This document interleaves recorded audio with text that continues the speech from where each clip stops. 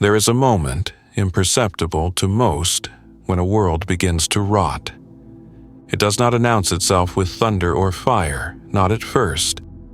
It begins in the silence between factory hymns, in the falter of a worker's prayer, in the heartbeat of a single man who looks to the heavens and no longer feels awe. On the surface, the manufactorums still burn bright, the chimneys bleed light into the gray sky, and the banners of the Aquila still hang motionless in the wind. Yet, beneath that steel and devotion, something begins to turn. The soil darkens, the dreams of men twist. The emperor's name, once a balm, becomes a whisper of guilt. It is here, in that silent fracture between faith and despair, that damnation begins its slow march. Worlds do not fall in a day. They sink quietly, inevitably, like a great ship swallowed by black water, and the Imperium, vast and unyielding, seldom notices until it is too late. To live upon such a planet is to breathe a poison that cannot be named, a poison that tastes of nostalgia, of loss, of the faint memory of what once was holy. If you would walk with me through this descent, through the choking manufactoria and the ruins of devotion, through the whispers that bloom like fungus in the dark, then stay. Let the vox hum low and the light dim. We will watch as an imperial world dies, and something else, something unspeakable, takes its place. The world was called Narthesium 9, a forge world of middling importance and relentless obedience. From orbit, it appeared as a dull copper sphere veiled in ochre haze, its continents masked by endless manufactoria and smog seas. The people below had long forgotten what stars looked like, for their skies were forever shrouded in the breath of their own labor. They lived by the rhythm of industry, shift horns, liturgies, the endless recitation of praise to the machine god, and the emperor who sanctified all toil. Every morning, the planetary Vox sermons declared the same creed: work is worship, production is prayer, obedience is life. In the shadow of those sermons, beneath the hammering of servitors and the drone of conveyor hymns, a man named Merrick Halvain moved among the workers of Foundry District 19 Omicron. He was neither a hero nor a heretic, merely a line supervisor who had inherited his post from his father, as all did. His skin bore the faint metallic sheen of recycled air. His eyes dulled from decades of monotone light. Each day he checked quotas, blessed the assembly lines with recycled incense, and offered short prayers to the Omnissiah when the cogitators stalled. His world was ordered, precise, predictable, until the day it wasn't. It began, as all tragedies do, with something small. The machine spirit of one of the Prometheum refineries refused to rouse from its nightly slumber prayers. Tech acolytes droned binaric canticles, striking the casing with sanctified wrenches. Marek waited, arms folded, the hum of the conveyor behind him faltering. He noticed then that the air smelled wrong. The usual tang of ozone and oil was tainted by something sweeter, like fruit left too long in heat. It clung to the back of the throat, a flavor of decay that didn't belong in metal lungs. When the machine finally stirred, its awakening chant came warped.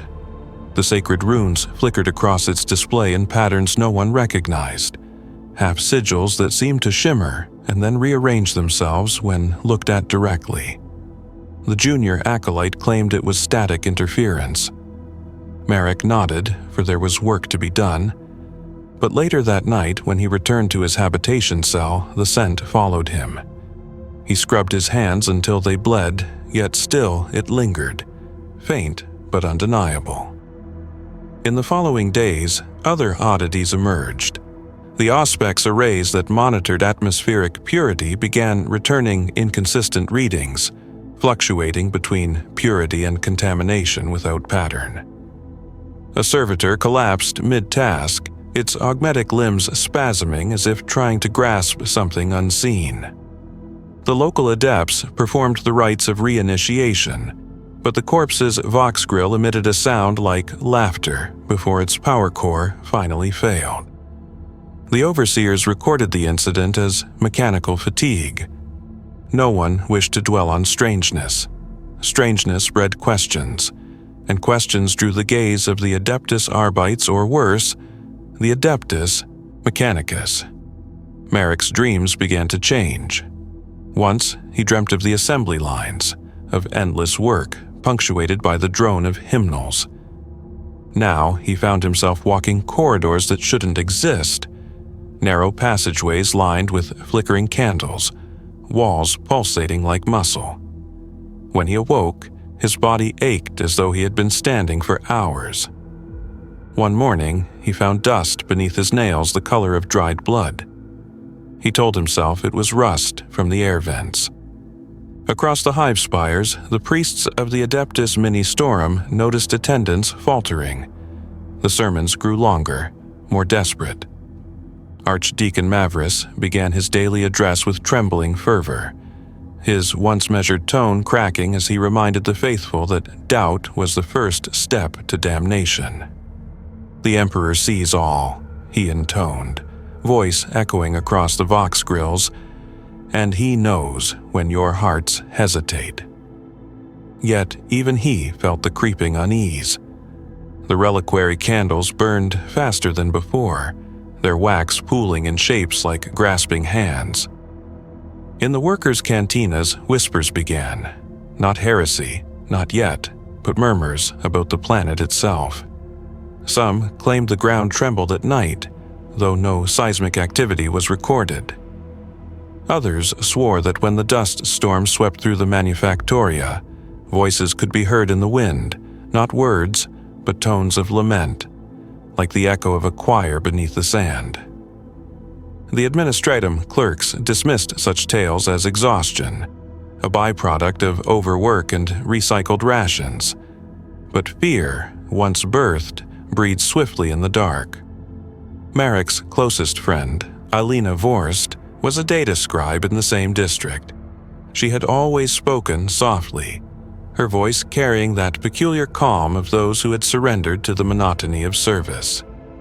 One evening, while reviewing production tallies, she leaned close and whispered, "Have you seen the sky lately?" Merrick almost laughed. There was no sky, not truly. The haze was perpetual. But she insisted. She said that during the last shift change, she'd looked up and seen a faint shimmer beyond the smoke. Colors that shouldn't exist, hues that made her eyes water. "It was beautiful," she murmured, "and wrong." That night, Marek found himself drawn to the same viewing gantry. The wind howled between the towers, carrying flakes of ash that glowed faintly from the forge fires below. He looked up, and for an instant, he saw it too.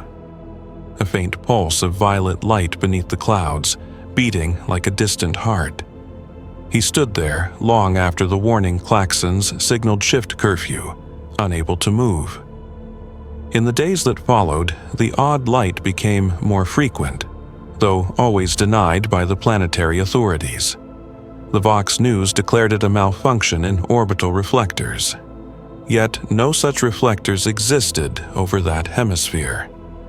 When Merrick reported the refinery's recurring malfunctions to his superior, he was told simply to pray harder.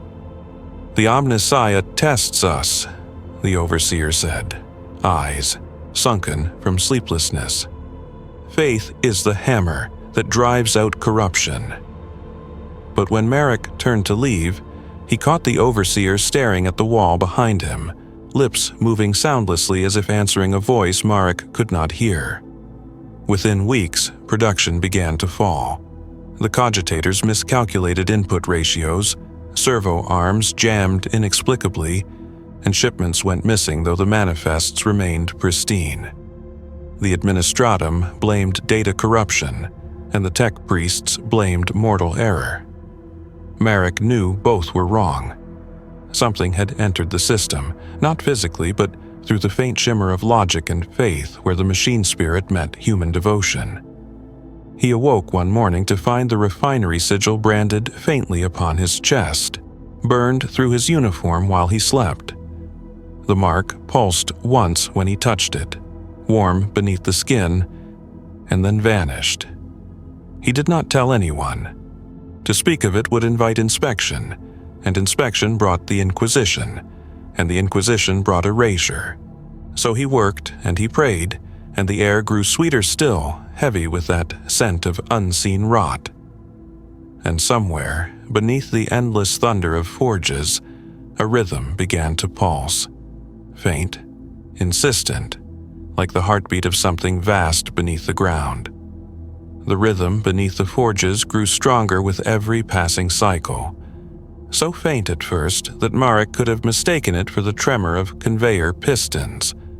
But over the next few weeks, the beat began to synchronize with the working hum of the district, a pulse between machines, as though the very manufactorum had learned to breathe. He mentioned it once to Alina, who only looked away and said she had stopped sleeping altogether. The air, she told him, sang in her dreams. When Marek pressed her, she whispered, "Don't you hear it?" When the refineries power down for rest shift, the silence isn't silent anymore. He tried to ignore it. The forge worlds were haunted by noise, echoes, vibrations, machine spirit murmurs. The mind filled gaps with patterns because patterns were comfort. Yet this was no ordinary resonance. It seemed to carry intention. When Marek paused his work, he could feel the thrum echoing in his ribs, in perfect counterpoint to his heartbeat. The same tempo returned in his dreams, the narrow corridors of flesh and metal now opening into vast chambers where unseen choirs wailed from behind furnace doors. The ecclesiarchy responded to the growing unease with predictable zeal.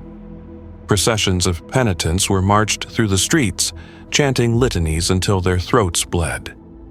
Purity seals were plastered across every door and servo hatch, as though paper and wax could bind the soul of a world. The archdeacon decreed a planetary fast, declaring that hunger sharpened faith. But hunger sharpened something else too: desperation. In the underhive, where the air recyclers struggled and water was rationed by the drop, riots began to simmer.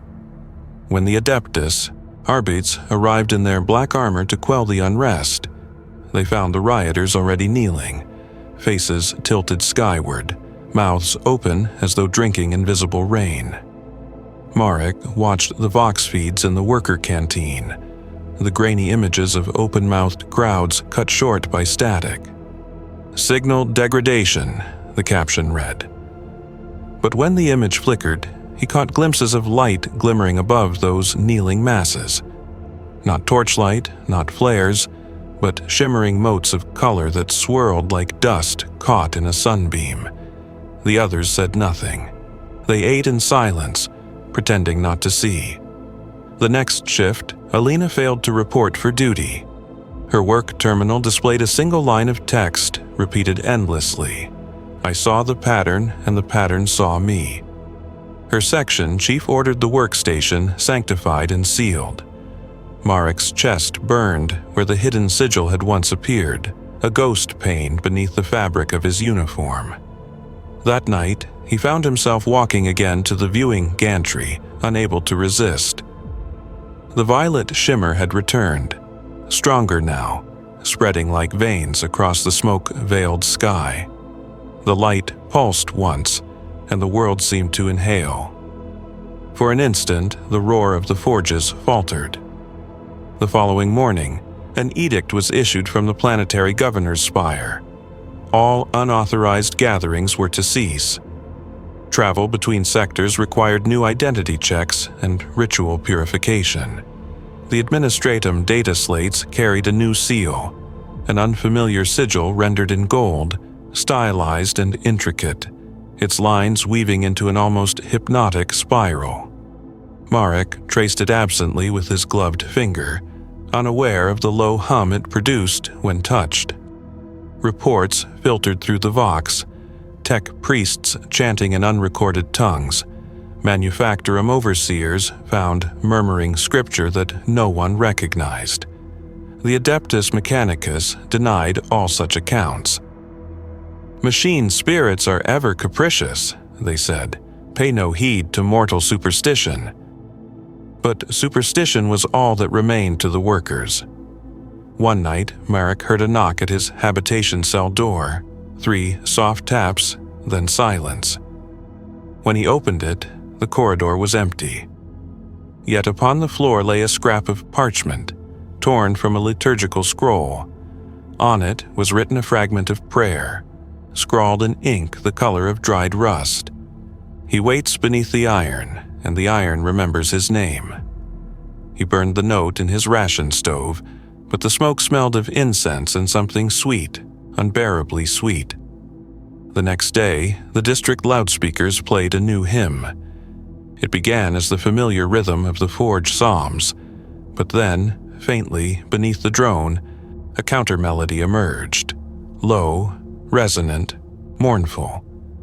The workers sang along at first, believing it sanctioned, until the melody twisted, warping into dissonant chords that made their skin crawl. Overseers shut down the Vox network for maintenance. The following hour, 2 servitors self-immolated, their power cells overloading as if in protest. Marek began to feel eyes upon him, not human eyes, but something larger, more patient. When he blinked, he thought he saw movement in the corners of his vision, shapes writhing in the reflection of coolant pools, faces in the flicker of refinery flames. He stopped speaking to others except when duty required it. The refinery's hum was no longer a background sound, it was a voice. It spoke not in words, but in sensations. Heat across his spine, the pulse of metal beneath his feet, the taste of iron turning sweet upon his tongue.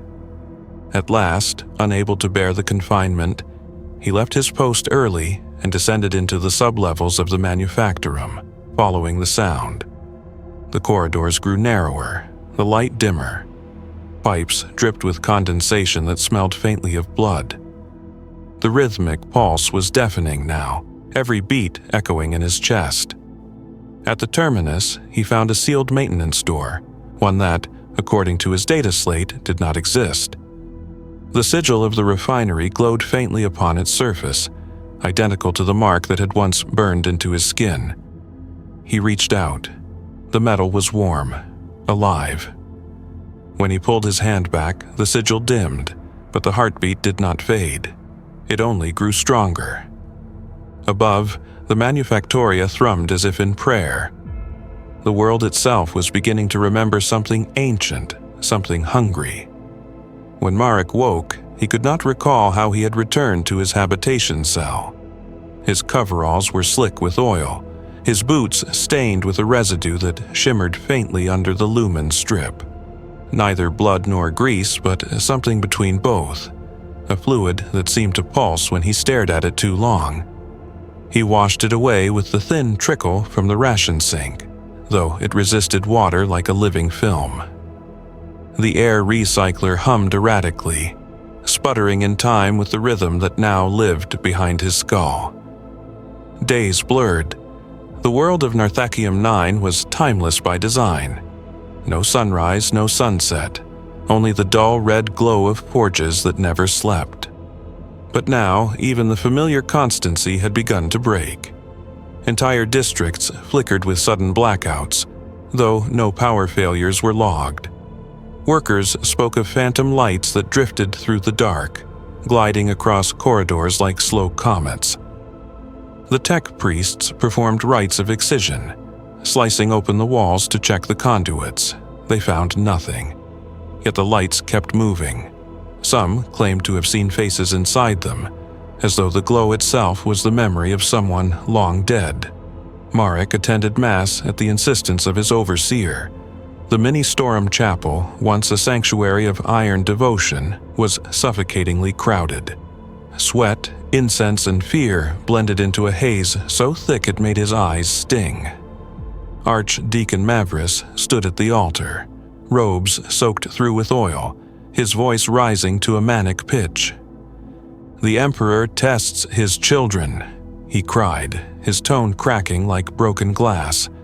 "We are the flame that must not flicker." Behind him, the great statue of the Master of Mankind loomed, its metal face streaked with oxidation.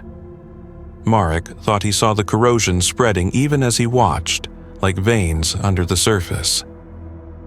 When the archdeacon raised his relic Crozius to bless the crowd, a droplet of molten wax fell from one of the altar candles and struck the statue's breastplate. Instead of evaporating, it sizzled and spread outward, glowing a deep crimson. Someone screamed. Then the Vox feed cut, plunging the chapel into silence except for the distant, rhythmic pounding from the manufactoria outside. The crowd scattered. In the confusion, Marek saw Mavris still standing. His eyes rolled back, mouth forming words that were not part of any catechism he knew. By the time the Arbites arrived, the chapel was empty except for burned parchment fragments and pools of hardened wax shaped like human hands. The archdeacon was gone. His voice, however, lingered. That night, sermons played over the planetary Vox grid without origin code, the same trembling tone, but speaking of renewal through surrender, of unity through transformation. The administratum denied the broadcasts existed, though they could be heard echoing faintly in every sector. Alina returned 3 days later, or rather, something that wore her face did. She appeared at Marek's workstation without announcement, her uniform immaculate, her eyes calm in a way that chilled him. "The governor has declared a day of reflection," she said softly. "All workers must report to the spire for confession." He asked where she had been. She smiled, the same small, polite smile he remembered, but her pupils contracted into pinpricks. "I've seen the pattern more clearly now," she whispered. "It's beautiful. You'll see it soon too." He didn't go to the spire. Instead, he hid within the sub-level corridors where the hum was loudest. He found other workers there, dozens of them, kneeling before the maintenance door that should not exist. The sigil upon its surface glowed with steady rhythm, and the metal pulsed like flesh. They were chanting, low and sonorous, in words Marek's mind couldn't grasp. He tried to speak, to demand an explanation, but his voice dissolved into a whisper. The air itself seemed too thick for sound. Then the door opened. It did not swing or slide. It bloomed like a wound reopening. Light spilled from within. Not the sterile lumen of manufactorum strips, but a living radiance, crimson and violet, shifting and alive. The workers began to weep.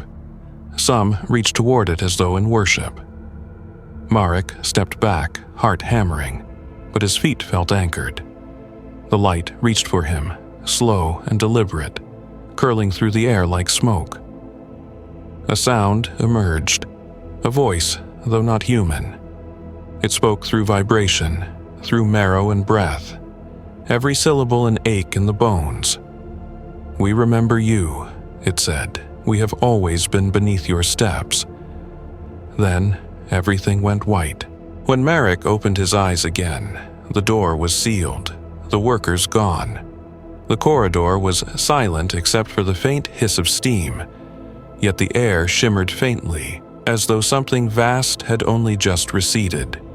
He stumbled back to the surface, disoriented, his data slate clutched against his chest. The refinery lights flickered, the Vox systems hummed with static, and in the distance, the planetary sirens wailed for the first time in decades. The edict came within the hour. Quarantine Protocol Gamma. All travel between sectors prohibited. The Adeptus Mechanicus had sealed the orbital docks. The planetary governor's voice addressed the populace through every speaker at once, assuring them that containment was underway. But behind the controlled cadence of his words, Marek heard the tremor, the unmistakable note of fear. Narthesium 9 was beginning to change, and all who lived upon it could feel the shift in their bones. The faith of millions hung suspended between prayer and hysteria. The quiet rot had become a heartbeat the whole world shared. Days became indistinguishable from nights, though no one remembered what either meant anymore. The forge fires no longer dimmed between shifts. They burned ceaselessly, casting the entire district in a perpetual bronze twilight. The rhythm that Marek once heard beneath his feet now throbbed openly through the air, echoing in walls, in the hiss of steam, in the voices of those around him. The manufactorum had begun to breathe in unison with the planet itself. The quarantine protocols changed little for those in the lower levels. They had nowhere else to go. But the Arbite's patrols were constant now, their black visors reflecting only the flames. They moved through the smoke with measured precision, as if afraid to stop too long in any one place. Some said that the patrols were not truly men anymore, that their armor hid not flesh but something colder, emptier. Marek saw one of them up close once, his visor cracked, and beneath it the skin looked waxen, stretched too tightly over the skull. Yet the Arbite kept walking, unaware, as if animated by some mechanical command rather than will. Rumors spread faster than any order could contain. The administratum scribes spoke in hushed tones of the data streams that refused to obey encryption protocols, of machine spirits that would no longer respond to prayer.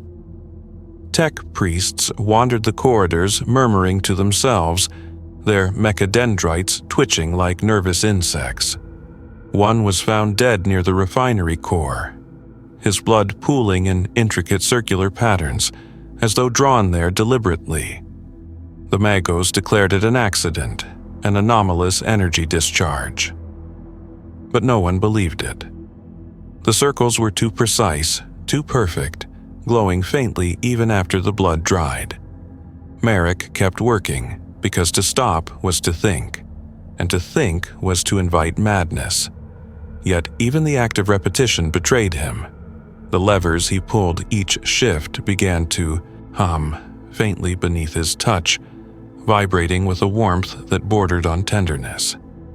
Once, as he adjusted a valve, he felt something pulse beneath the metal, and for a moment he could swear it had a heartbeat that matched his own. When he snatched his hand away, the machine hissed in protest, not the mechanical exhalation of steam, but something almost like a sigh. The scent that had haunted him for weeks, that sweet, spoiled perfume, was everywhere now. It drifted through the vents, mingled with the tang of oil and iron, until no one could tell where one ended and the other began. It made the workers dizzy. Some began to hallucinate. Others whispered prayers to new saints whose names were not in any catechism. The overseers, exhausted and afraid, let it go. The manufactoria needed faith of any kind to keep running. One evening, Marek was summoned to the refinery's upper tier, a place few workers ever saw. The lift shuddered as it ascended, passing level after level until the air grew thin and the noise of the machines dulled to a muffled roar. At the top waited Magos Reth Aulon, the tech priest who oversaw the district's spiritual maintenance. His form was more metal than flesh, robes streaked with oil, his augmetic eyes glowing faintly in the dim light. "You were near the anomaly," the Magos said, voice filtered through layers of vox distortion. "You felt it." Marek hesitated. "I don't understand what it was." The Magos tilted his head, servo motors whining softly. "You misunderstand your place, fleshling. Understanding is irrelevant. Proximity is everything." One mechadendrite extended, delicately brushing Marek's temple. "The machine remembers contact. You are part of its record now." The touch burned, a flash of images bursting behind his eyes. An ocean of molten metal, vast spires rising like bones, and beneath it all, something coiled, watching. When he blinked, the Magos was gone. The chamber was empty, though the air still quivered where the priest had stood. When he returned to his quarters, Marek found a data slate waiting on his bunk. No message, no sender code, only a looping image, a diagram of the planet's crust, layers rendered in gold and crimson. At first glance, it resembled a geological cross-section, but as he watched, the layers began to shift, curling inward, forming a spiral. The center pulsed once, and then, in the smallest font, words appeared beneath the image. He wakes. Marek threw the slate against the wall, but the screen did not shatter. It simply continued to pulse faintly in the dark. Outside, the sirens had fallen silent. No more edicts were broadcast. The planetary Vox channels now carried only static, punctuated by distant whispers. From the upper spires came strange lights, flares of green and violet bursting silently through the haze. The Arbites stopped patrolling. The forges slowed. And for the first time in living memory, the heart of Narcesium 9 missed a beat. The workers felt it like a void inside their chests, an emptiness that made them gasp for air. Many collapsed in prayer, others screamed. Marek could only stand and listen as the world around him fell eerily still. Then came the first scream, not of pain, but of revelation. It echoed from the refinery's depths, a voice of awe and terror intermingled, and others followed until the entire district reverberated with sound. Marek looked to the horizon through the smoke and saw the sky open in a wound of light. Shapes moved within it. Silhouettes of towers and wings, of bodies too vast to comprehend. For an instant, the veil between faith and nightmare was paper-thin. He fell to his knees as the heartbeat returned, louder than before, resonating through the metal underfoot, through the air, through his bones. It was not the rhythm of the forges anymore. It was something older, something patient. The quiet rot had blossomed. The world had begun to breathe as one. And before we begin, if the darkness compels you, if you find meaning in the ruin, lend your strength to this archive. Like, share, and subscribe, not as an act of vanity, but as a votive offering, a signal flare to other lost souls adrift in the void. For every echo carries further when joined by many voices. The veil did not part in a single dramatic instant. It thinned, it stretched, it tore in whispers. What followed was not invasion, but infection. Slow, deliberate, almost tender. To the outside observer, Narcesium 9 still functioned. The Manufactoria belched smoke. The cogitators clicked, and the banners of the Aquila still fluttered half-heartedly over the forges. But beneath the veneer of loyalty, the rhythm of the world had changed. The first official reports called it a pattern of atmospheric interference. The clouds above the northern hemisphere shimmered with strange colors, their density increasing despite reduced emissions. The Adeptus Mechanicus announced a planetary calibration, but the data slates of the administratum clerks began returning glyphs that no one could read. Even the most pious tech adepts began to murmur about code contamination, a phrase that made the priests of Mars shudder. Marek had not returned to his refinery in days.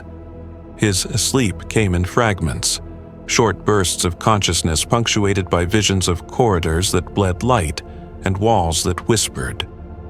When he tried to pray, the words tangled on his tongue, their meaning slipping away like oil through fingers. He found himself humming instead, a low tune that seemed to align with the rhythm of the forges. It comforted him in a way prayer no longer could. The planetary sermons continued, though their tone had shifted. The new preachers spoke softly, their messages wrapped in strange poetry. Through surrender comes unity, through unity comes release. The words carried a beauty that made the faithful weep. Even those who felt unease could not help but listen. The Ministorum claimed it was the Emperor's new revelation. The Mechanicus denied involvement. Neither could prove the other wrong. Alina appeared again in his dreams. She stood upon the gantry above the refineries, her hair drifting upward as if gravity had reversed. "Do you see now?" she asked. Behind her, the smoke curled into spirals that pulsed with faint violet light. "The pattern wants to be seen." When Marek reached out to her, his hand dissolved into ash. He woke gasping, the air thick with the sweet, corrupted perfume that had haunted him for weeks. The next day, the air recyclers failed across 5 districts. Thousands suffocated before emergency systems engaged. Those who survived spoke of hearing voices through the static of the Vox as the air thinned, a choir of whispers chanting in perfect unison. The words were indistinct, but every survivor reported the same feeling: peace, bliss, even as they choked. The magos of the Forge Triumvirate declared the incident a localized resonance anomaly. But Marek overheard a different account from a junior adept that the atmospheric regulators had begun transmitting on unauthorized frequencies, broadcasting signals not from within the system but into it, as though something had hijacked the planet's lungs. The veil was no longer an abstract notion. It was a membrane that pulsed visibly across the sky. The colors had grown deeper now, veins of crimson threading through violet clouds, flickering with faint luminescence. Some claimed to see shapes moving within, silhouettes too vast to belong to anything human. Fear turned to reverence. Workers began to gather in the plazas during the rest shift, watching the sky and chanting softly, their voices blending into a single hum.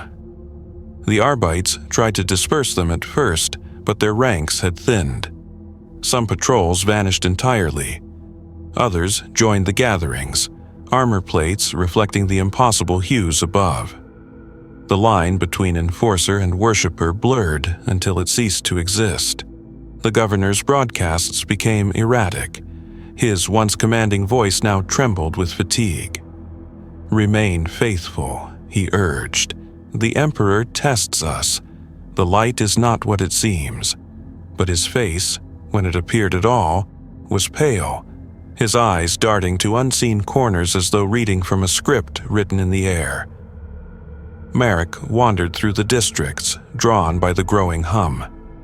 In the plazas, workers knelt before makeshift altars fashioned from rusted machinery and shattered statues. They painted the strange spiral sigil on walls and faces alike, its form spreading like contagion. Yet the paint was not pigment. It shimmered faintly, alive, crawling across the surface as though it breathed. He passed a group of children singing in the shadow of a broken manufactorum tower. Their song was simple, wordless, eerily synchronized with the pulse of the earth. When Marek approached, one child looked up and then smiled, and for a moment her eyes were mirrors, reflecting not him, but something vast and burning in endless space. He fled. In the abandoned corridors of the refinery, he found the data slate still pulsing. Its image had changed. The spiral was no longer static. It turned slowly, each rotation shedding fragments of text that disintegrated before his eyes. He wakes had become he watches. Then, for the briefest instant, new words flashed across the screen. He remembers the faith that forgot him. Marek threw the slate away again, but it slid back toward him across the floor, drawn as if by magnetism. He didn't touch it. He simply watched as it settled at his feet, its glow matching the rhythm of his heartbeat. Outside, the Vox network screamed with interference, and the sky throbbed like an open wound. The veil was no longer thinning. It was learning to breathe. The hum had become omnipresent. It resonated in the bones of buildings and the marrow of men, in the crackle of Vox static, in the measured beat of the refinery pumps. To breathe was to feel it tremble inside the lungs. The planet's heartbeat had grown louder, patient, steady, irresistible. No decree, no prayer, no mechanism could silence it now. In the upper spires, the governor's palace flickered with false light. The windows glowed one by one, each night as if the structure itself were alive, and the courtiers whispered that the governor had ceased to sleep. His sermons to the people, once proud and commanding, now stuttered and looped, his words slurred by static. Once, midway through a broadcast, his image warped, his face elongating, eyes multiplying in blurred afterimages, before the feed abruptly cut to the Aquila, silent and gray. After that, no one saw him again. The Adeptus Mechanicus declared a state of sanctified quarantine around the spire, but even their red-robed cohorts were changing. The binary cant of the tech priests shifted in cadence, their prayers adopting strange harmonics that rippled through metal floors. Some of their mechadendrites moved as though possessed of independent will, twitching in patterns that resembled script. The faithful whispered that the machine spirits were speaking back at last. The fearful called it heresy. Marek avoided the refineries now. He roamed through the Habblock corridors, where entire families huddled together and whispered their own fractured hymns. The air was thick with incense and smoke from burning devotional parchments, as though fire could cleanse what had already taken root. Once, he passed a mother rocking her child beside a shrine to the emperor. The statue's face had melted, its features run together into a blank, expressionless mask. Yet the child reached toward it with fascination, cooing softly. The mother only smiled, tears streaking through soot. He saw Alina again in waking life, though he wished he hadn't. She stood at the center of a gathering in the plaza, her voice leading a chorus of hundreds. The melody was haunting, layered with intervals no human throat should reach. "He is mercy," she sang. "He is the space between the breaths."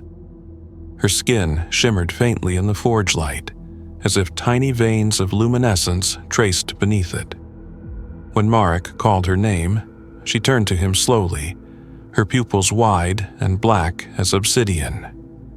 "You still cling to separation," she whispered, "but soon even that pain will fade." He backed away, heart pounding, as the crowd began to sway in unison. They lifted their hands, palms open toward the sky, and the clouds responded, pulsing once in the same rhythm. The light from above descended like a curtain, bathing the crowd in violet haze. Their chants became moans of ecstasy, reverent and trembling. Marek turned and fled through alleys that seemed to twist and rearrange themselves as he ran.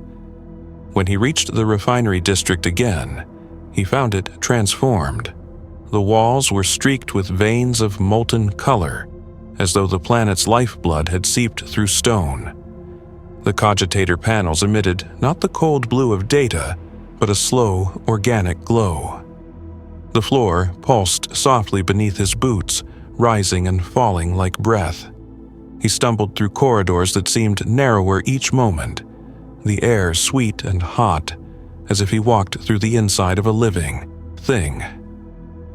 In one of the service tunnels he found the Arbites, or what remained of them. Their armor was intact, their bodies frozen mid-step, statues carved from glass and ash. The visors of their helmets reflected only darkness, though faint sounds issued from within. Whispers, overlapping and fragmented, murmuring prayers that made no sense. When Marek leaned close, he heard his own name among them. He staggered back, choking on the stench of burnt metal and something sweet, like spoiled fruit. He found the Magos again, or what had been him. Reth Aulon's body hung suspended above the refinery's sanctum, his augmetic limbs fused to the ceiling pipes, his flesh stretched taut and translucent. The mechadendrites writhed gently, still performing their rites as though unaware of their master's death. From his half-metal throat came a droning hymn, words distorted yet strangely beautiful. "He is awakening," the Magos murmured in broken vox cant. "The logic is becoming flesh." Marek's mind reeled. He wanted to run, to escape the gravity of that truth, but the hum beneath his feet anchored him in place. He pressed his palms against his ears, but the sound was inside him now, thrumming with the pulse of his blood. The refinery's great engines turned slowly above, their rotation no longer mechanical but organic, each movement accompanied by a low, resonant sigh. The air shimmered with heat and something unseen, a distortion that made space itself ripple like air above a flame. He found himself walking toward the central machine altar, unable to stop. The relics there, once symbols of devotion, had begun to melt into one another, forming shapes that defied comprehension. The Emperor's visage, cast in iron, now bore too many eyes. The sacred cog of the Omnissiah had grown teeth. The purity seals fluttered as if breathing. Marek dropped to his knees, clutching his chest as the rhythm overtook him. The hum filled his mind until he could think of nothing else. Beneath the noise, he heard words, soft and intimate. "You have always served me. You just forgot who I was." He screamed, but the sound was drowned out by the roar of the machines, now singing in unison. The walls shuddered, pipes splitting as crimson vapor burst forth. Through the haze, Marek saw figures emerging. Men and women twisted yet radiant, their skin luminous, their faces serene. They moved as one, chanting in a language that seemed older than time. And above them, through the trembling air, the veil pulsed once more. A vast, translucent membrane spreading across the heavens, alive with color and movement. The world was no longer separate from it. It had become part of the pattern. Marek felt his heartbeat align completely with that of the planet. For the first time, he understood what it meant to be seen. The veil had shifted, and now it was looking back. Narthesium 9 was no longer a world of industry. It was a cathedral of resonance, a planet that prayed through vibration and exhaled hymns through smoke. The forges sang like organs, the vox towers pulsed like throats. Even the wind had learned rhythm. When the storms came, their howls carried melody. Some said it was beautiful. Others locked themselves in hab cells and tore the vox relays from the walls, yet still the song seeped through the metal. There was no silence left anywhere. In the weeks following the governor's disappearance, the chain of command disintegrated. The administratum clerks continued to transmit reports into the void, their data slates filling with answers that came from nowhere. At first, they thought it was system interference, until the messages began to address them by name. "Do not fear," one read, glowing softly on the slate's cracked screen. "You are already written into the pattern." Whole offices of clerks went mad within days, murmuring that the Emperor had begun to dictate directly through the machines. The Mechanicus denied it, but their denial carried no conviction. Even their highest adepts had begun to chant with a rhythm no binary logic could replicate. Marek wandered through this new order like a ghost. He no longer counted shifts or meals. He drifted between districts, guided only by the hum that lived in the air. The smell of oil and incense had become indistinguishable from the scent of flesh. He rarely encountered anyone who was entirely human anymore. Skin glowed faintly in the dark, eyes reflected light even where none existed, and the voices of workers overlapped in strange harmonies when they spoke. They were not possessed, he realized. They were tuned. He tried once to reach the orbital docks, hoping that someone, the Navy, the Inquisition, anyone, would notice the world's sickness. But the lift towers were sealed, their mechanisms fused by some unseen force. The docking pylons hung silent, their lights dark.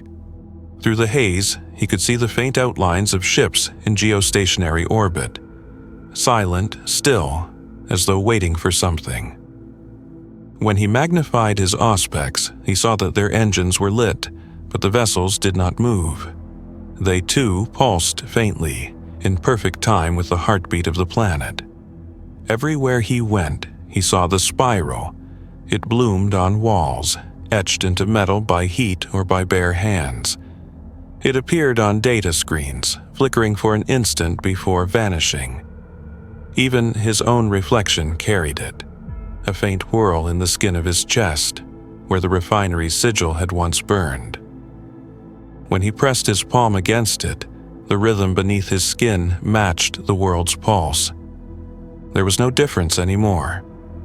Alina found him again near the edge of the Habspire, where the smoke thinned enough to glimpse the stars. She no longer wore her uniform. Her robes were stitched from torn purity seals, their wax sigils melted into patterns that shimmered as she moved. "It's almost complete," she said, her voice soft but resonant, carrying over the roar of the forges below. "The veil is thinning faster than they realize. The Emperor is not losing us, Merrick. He is returning, only not as they taught us to imagine." He stared at her, desperate for something familiar. "This isn't him," he said. This is wrong." She smiled, and in that smile was the serenity of one who has already crossed into dream. "You mistake corruption for transformation. The Emperor was always more than they allowed him to be. We're shedding what blinded us." She stepped closer. "Don't fight it. You'll only hurt longer." When she reached out to touch him, her fingers were warm, but beneath her skin something moved. Slow, fluid, luminous. Marek stepped back, shaking his head. "We were meant to build, to serve," he whispered, "not to be forgotten," she finished. "And yet that's all we've been, forgotten fragments. He remembers us now." Her eyes shone brighter than the forge fires. Behind her, the clouds writhed, shifting like muscle under translucent skin. For a moment, Marek saw faces forming in the vapor. Billions of them, human and not, all turned upward in supplication. The light rippled across the horizon, cascading in waves that made the metal towers hum. He fled again, but the city pursued him in sound. Every surface vibrated with whispered song. The streets were filled with processions now, workers carrying icons of twisted steel, singing in tones that resonated through the bones. Each step they took left faint prints of light that lingered for minutes before fading. The ground itself pulsed under their feet. Marek stumbled into an abandoned chapel. Its roof collapsed, its altar overturned. The statue of the Emperor lay shattered across the floor, half submerged in dust and oil. He knelt beside it, clutching the broken head against his chest. "If you're still there," he whispered, "if you ever were, show me." For a moment, there was silence, the first true silence he'd heard in weeks. Then the statue's metal eyes flared, not gold, but deep violet. The broken lips moved, releasing a breath that was almost a word. "I am always here." Marek dropped the head and stumbled backward. The air around him shimmered, and the chapel's walls began to bleed light through their cracks. The spiral symbol burned across the altar stone, glowing brighter until it consumed the room. When he awoke, he was lying in the square outside, surrounded by kneeling figures. The air above them shimmered with a translucent membrane, a curtain of light through which the stars themselves seemed to breathe. The crowd whispered the same phrase over and over, "He is near. He is near." Marek rose unsteadily, the hum filling his veins, and looked up into the living sky. For an instant, he saw what lay beyond the veil, something vast, radiant, and terrible, unfolding like wings made of thought. It was not beauty nor horror, but both at once. The veil had not merely thinned. It had begun to open. The opening of the veil was not an event, it was a condition. It spread like temperature, invisible but absolute, altering everything it touched.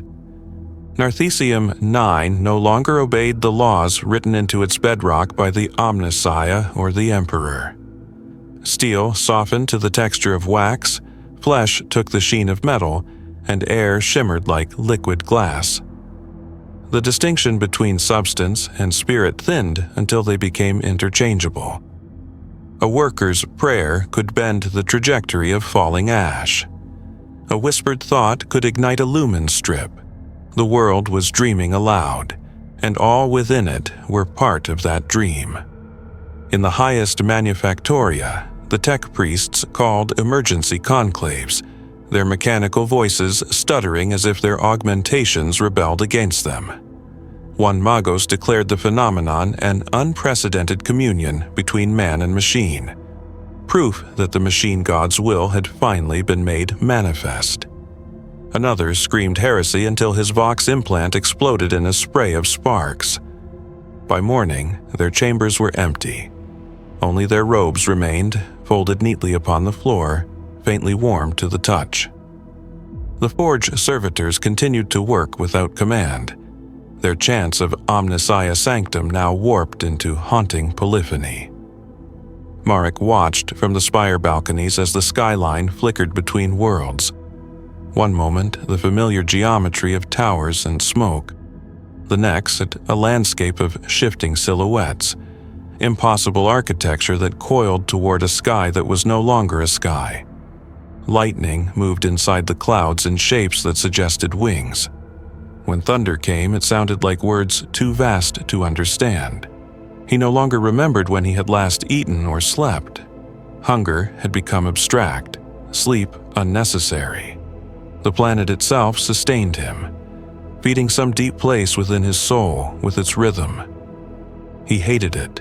He needed it. He whispered prayers not to be heard, yet the air always answered. Sometimes it laughed, softly, kindly. The gatherings in the plazas had become organized processions. Entire districts marched beneath banners fashioned from torn refinery cloth, chanting the new hymns in 1,000 harmonized voices. Their leader was Alina. She moved through the crowds like a living conduit, her eyes burning with violet fire, her skin threaded with light. She carried no weapon, no relic, only a staff of black iron capped with the spiral sigil that now adorned every wall. "Do not fear the unveiling," she proclaimed, her voice carrying through the storm. "Fear the blindness that kept you from seeing it." Each time she spoke, the air trembled, and the veil above flickered wider. From the rift, something vast stirred, outlines of towers, rivers, and wings that reached across the stars. Some fell to their knees in worship. Others tried to flee, though there was nowhere to go. The docks were gone, swallowed by the shimmering horizon. The planet's orbit had shifted. Even the stars had rearranged themselves around it like attendants at a vigil. Marek moved among the pilgrims unseen, another voice among many. Yet in his chest, the rhythm had begun to stutter. He felt it falter, out of sync with the planetary heartbeat. It was pain, exquisite, electric, as if the world were rejecting him. Perhaps he had resisted too long. Perhaps he was being purged as an impurity. He tried to pray, but his throat produced only static. At dusk, though dusk no longer meant anything, he found himself drawn again to the old manufactorum where it had all begun. The entrance was half collapsed, the air thick with the scent of iron and flowers. Inside, the machines were still alive, but their shapes had changed. Cables twisted like vines. Piston rods dripped molten light. And there, at the heart of it, The maintenance door stood open once more. Beyond it stretched not a tunnel, but a void of radiant color. It pulsed slowly, as if breathing. He should have run. He should have sealed it, prayed, burned it. Instead, he stepped closer. The heat was unbearable, yet strangely inviting, the warmth of a heartbeat one has known since before birth. He reached out, his hand trembling, and the light bent toward him like a lover's breath. A voice, deeper than sound, softer than thought, spoke within him. "You have served faithfully, Marek Halvain. The forge of your faith has not gone unnoticed." He fell to his knees. "What are you?" he gasped. "I am the memory of what they tried to forget. I am the echo behind their god." Images cascaded through his mind, the Emperor upon the golden throne, burning with unimaginable will, the Astronomicon blazing across the void, and beyond that light a shadow shaped like longing. The voice continued, "Every devotion leaves residue. Every prayer creates reflection. They built eternity, and in the reflection we waited." Marek screamed, clutching his head, but the words were inside him, rewriting him. "You are mine," the voice whispered, almost tenderly, "and through you I will finish remembering." When he opened his eyes, the world had shifted again. The manufactorum wall stretched outward into a cathedral of light, its roof lost in storm. Thousands knelt around him, their faces upturned, eyes blazing with violet fire. Alina stood before him, smiling as though she had been waiting all along. "He speaks to you," she said. "You're his chosen conductor." The veil above rippled, its edge descending until it touched the spires. The air screamed as reality strained to contain what pressed against it. Marek felt the rhythm surge through him, each pulse stronger than the last. His vision blurred, his body was no longer his own. From far above, through the roiling clouds, something vast and luminous began to push through. Not yet form, but suggestion. The air vibrated with its arrival, and every living thing on Narthesium 9 fell prostrate in awe or agony. The veil had opened wide enough for the world to see its reflection, and what stared back was not salvation, it was recognition. Chapter 3. The Wound opens, Part 1. It began with a sound no human ear was meant to bear, a frequency that split the air, vibrating through metal and bone alike, turning breath into a scream and silence into a weapon.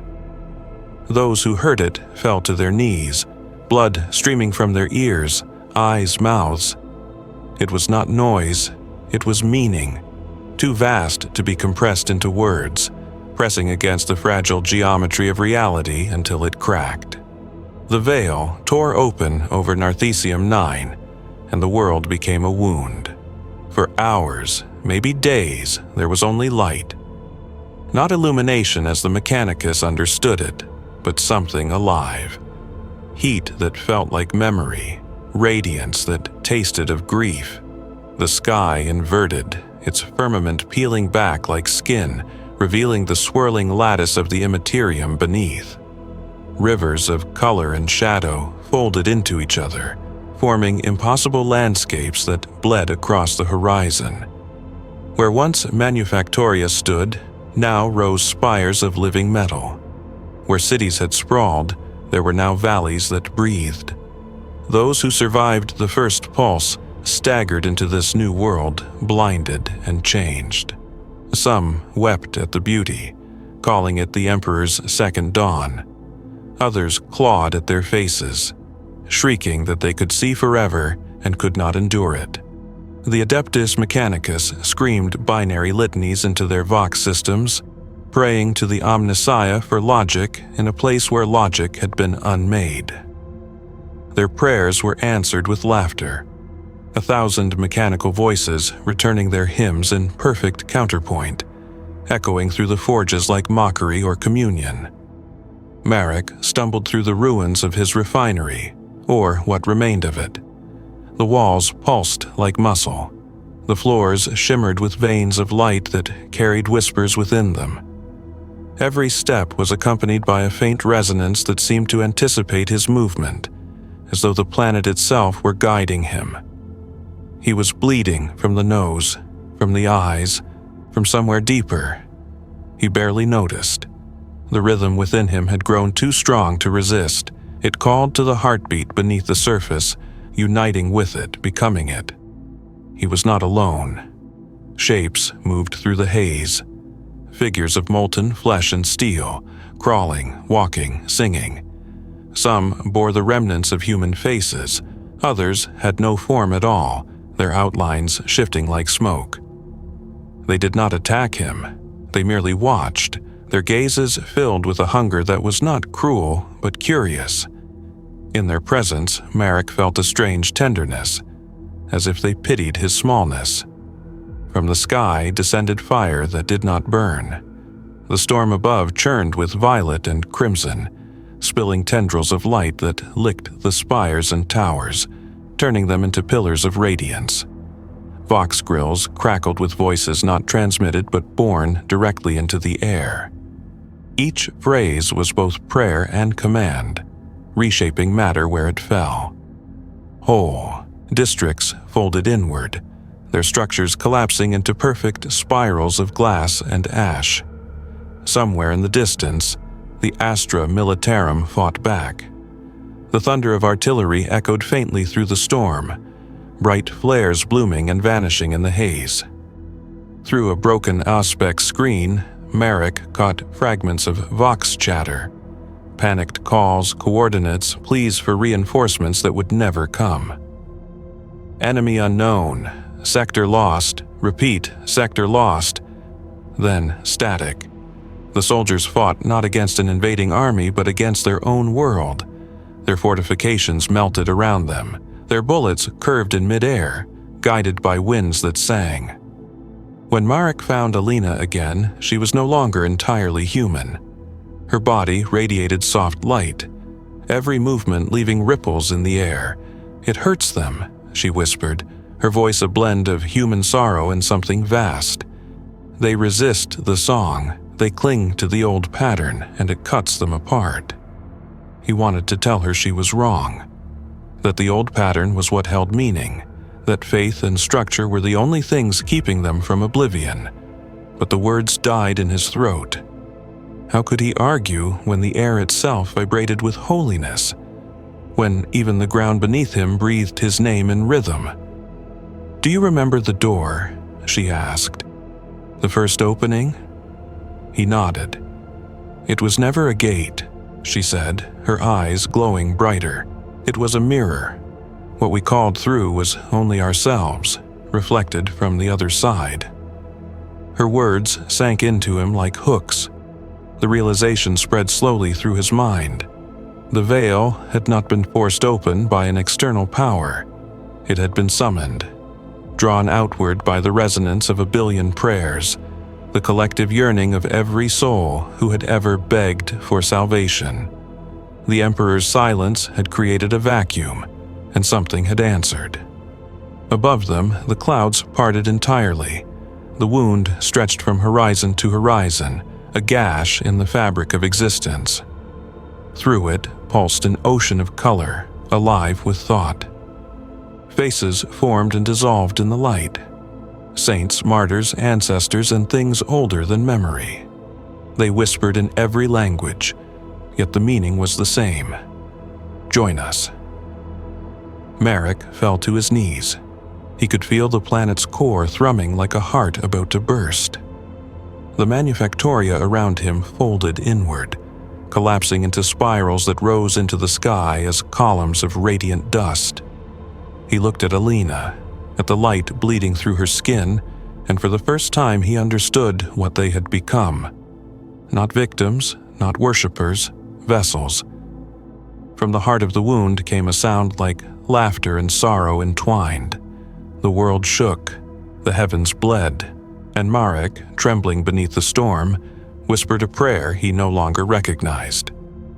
The wound had opened wide, and it was listening.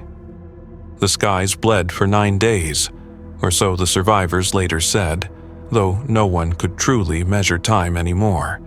The sun had vanished, replaced by a pulsing sphere of violet fire that hung motionless above the planet's equator.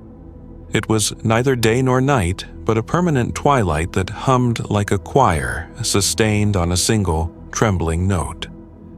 Shadows no longer followed logic. They bent away from the light, forming spirals across walls and faces. The air itself was alive with motion, saturated with whispers that rode every breath. Marek no longer recognized Narthesium 9. The manufactoria that had once defined its skyline were now monuments of metamorphosis, colossal silhouettes of fused machinery and flesh, spires twisted into organic symmetry. Rivers of molten metal coursed through the streets, glowing veins feeding a heart buried beneath the surface. The ground pulsed beneath every footstep, soft as skin. Above, the torn veil yawned wide, revealing the shifting expanse of the Imperium beyond. The Astra Militarum were gone. Their last transmission, caught in a loop on the Vox relays, repeated endlessly through the static. "Emperor, preserve us. It remembers, it remembers." When the echo finally faded, the Vox channels filled instead with a low chant. A sound like distant thunder formed into syllables that no human tongue could reproduce. It vibrated through walls, through hearts, through thought. Marek moved through the ruins with the half-awareness of a man caught between dream and waking. Hunger no longer plagued him. Exhaustion had become abstract. The rhythm of the planet had replaced the beat of his heart entirely, and though part of him screamed against it, another part, deeper, quieter, found peace. Each breath he took drew whispers from the air, voices that soothed and pleaded all at once. They called him by name, not as an individual, but as a memory of themselves. In what had once been the governor's plaza, thousands knelt in ordered rows. Alina stood at their head, haloed by the light of the wound above. She raised her hands, and the voices from the heavens swelled in response. "The Emperor has remembered us," she cried, though her tone was less proclamation than lament. "He sheds his form and reclaims what was always his. We are his pulse." The crowd echoed her, their cries merging into one vast, unified sound. Marek forced his way forward through the masses. "Alina," he shouted, though his voice felt insignificant against the choir. She turned to him with that same serene brightness that no longer belonged to humanity. "You're late," she said softly. "He's waiting for you." "Who?" Her eyes flickered, violet, then gold, then nothing. The one who answered, the reflection that became the truth. The ground beneath them shuddered. From the fissures between paving stones, light began to spill, running upward in branching tendrils. The crowd gasped, their voices faltering into silence as the tendrils converged, spiraling together into a column of brilliance that rose toward the wound in the sky. It reached upward and downward at once, infinite in both directions, and within it moved forms too vast to comprehend, silhouettes of wings and faces and machines. Marek's knees buckled under the weight of its presence. It wasn't sight or sound that pressed upon him, but meaning itself, pure and unfiltered. He tasted emotion as if it were blood. He saw music as though it were light. Every sensation was synesthetic, every boundary erased. The entity spoke, not aloud, but directly into the space behind his thoughts. "You called. We answered." He wanted to deny it, to protest that they had never meant for this. But memory betrayed him. Every prayer whispered by every worker, every desperate plea for relief, every moment of hopeless devotion had been fuel for this summoning. The veil had not been broken by accident. It had been invited.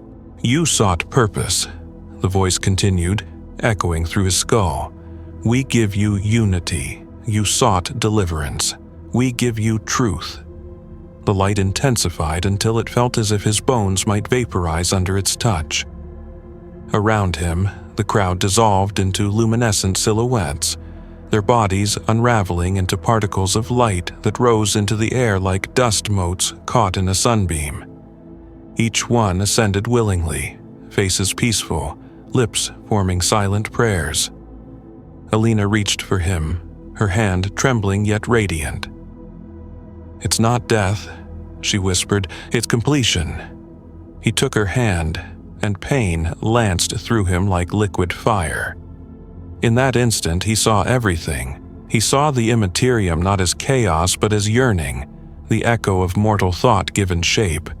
He saw gods born and devoured in cycles of faith. He saw the Emperor's light flicker at the edge of this storm, a golden star struggling to pierce the shroud. And he saw Narration 9, suspended between realities, its surface folding into impossible geometry as it was rewritten into its own reflection. He tore his hand away and fell to the ground, gasping. "No," he choked, "we're not being saved, we're being rewritten." Alina smiled sadly. The script was always there. We only learned to read it. The column of light pulsed once, sending ripples through the air that bent space and sound alike. The planet groaned, a deep, seismic exhalation, and from beneath its crust came a resonance like a heartbeat magnified to planetary scale. The fissures widened, spilling rivers of glowing liquid that rose instead of falling, curling skyward into the wound. Marek stumbled back as the plaza began to melt around him, the ground turning translucent, revealing beneath it a vast network of luminous veins connecting everything, buildings, people, machinery, into one living circuit. He saw then that there was no separation left at all. The planet was one being, one consciousness, and it was awake. The voice returned, quieter now, intimate. "Do not fear dissolution. You are the breath that becomes the word." Marek screamed as light poured from his mouth and eyes. His body convulsed, his skin splitting to reveal veins of gold and violet fire beneath. For a heartbeat, he saw through everything, through the veil, through time. And in that impossible vision he glimpsed Terra itself, the golden throne, flickering like a dying candle. He thought he heard the Emperor whisper his name. Then the vision shattered. The column of light burst outward in a shockwave that swept across the world. Cities disintegrated into ash and radiance. The oceans boiled away. The sky folded inward. And at the center of it all, Marek Halvain screamed into the light, his voice joining the chorus of a world becoming something else. When the glow receded, Narration 9 was no longer there. In its place hung a sphere of molten amber, pulsing softly, its surface marked by faint spirals that shimmered like scars. From orbit, it looked beautiful, holy even, but no astropath dared to reach toward it. Those who tried heard only a single, whispered word before their minds went dark. Remember. In the void where Narration 9 once orbited, there was now only radiance. The planetary surface had liquefied into concentric seas of molten gold and glass, and the atmosphere shimmered like a halo, pulsing in rhythm with the Astronomican's distant thrum. Imperial survey vessels that chanced too near reported interference across all channels. Vox static filled with half-heard hymns, Auspex readings looping the same message again and again. The pattern persists. Most of those vessels never returned. Those that did came back hollow, their crews silent, their ship logs rewritten in languages no adept could decode. But within the wound, within that shining sphere, Marek Halvain still lived, or rather, continued. Consciousness had become an element here, as real and mutable as flame. He floated in a horizonless expanse of color, his body reduced to luminous silhouette. He no longer felt hunger or pain, only the steady pulse of the world around him. The light that surrounded him spoke without words, a communion of sensation and thought. It did not command him, it remembered him. Fragments of the old world drifted in the radiance, manufactorum towers rendered transparent, cathedrals turned to crystal, the silhouettes of workers kneeling in eternal motion. Each glowed faintly, their forms half dissolved into the luminous medium, yet still distinct enough to whisper fragments of identity. They were not gone. They had become the memory of themselves, woven into the fabric of this new being that Narthesium 9 had become. Marek tried to speak, but speech had no place here. His thoughts rippled outward like waves in a sea of light, each one answered by 1,000 echoes. He sensed Alina among them, a familiar resonance, gentle and patient. She did not appear before him, but he felt her presence brush against his consciousness like fingertips across glass. "You fought so hard to remain apart," she said without words, "but we were never apart to begin with." He wanted to argue, to cling to something of his old self, but what was self in a place where time had liquefied? Every attempt to recall his past unraveled into abstraction. The foundry, the smell of oil, the ache in his hands, all became texture, rhythm, memory folded into music. Then a new sensation entered, the faintest trace of cold. It came not from within the light, but from beyond it, a reminder of the void outside, where the Imperium still endured, blind to what it had lost. Through that chill he sensed other presences, ships in orbit, astropaths reaching out in horror, their minds brushing against the edge of the transformed world. Their fear rippled through the wound like a stone cast into still water. Marek reached instinctively toward them. The effort tore him, splitting his awareness between what he had become and what he had been. Through that rift he saw flashes of reality. The void ships circling the luminous sphere, their hulls cracking under the pressure of psychic resonance, the crews screaming as their souls were drawn out like vapor. He tried to pull back, but the world would not let him. The light around him pulsed in sympathy, reaching outward, absorbing each ship into its radiance. On Terra, weeks later, the choir of the Astronomicon screamed as one. For a moment, a single breath across the galaxy, the Emperor's beacon flickered.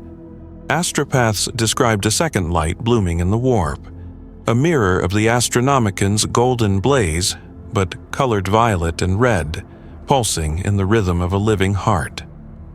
They called it the Echo of Narthesium. Within the wound, Marek saw that same light spreading through the immaterium, rippling outward in waves that brushed against distant stars. Wherever it passed, worlds stirred in their sleep. Forges paused mid-production. Priests woke from dreams with tears on their faces, and for a heartbeat, every machine in the Imperium hummed in perfect unison. The reflection was spreading, slowly, silently, like a prayer answered too late. Alina's voice returned, soft but filled with awe. He remembers all prayers now, even those whispered in doubt. Marek felt himself dissolving, his last fragments of individuality unraveling into the greater rhythm. Yet, as he faded, a single thought anchored him, one spark of rebellion. He shaped it carefully, sent it pulsing outward through the light, across the void, toward the distant golden flame of Terra. Remember what we were before the song. The light shuddered, as if in hesitation. For the first time since the world's transformation, the rhythm faltered. Somewhere deep within the radiance, something paused, as though a god had drawn breath to consider. Outside, aboard a lone Imperial survey ship still intact, A tech adept monitoring Auspec's readings froze.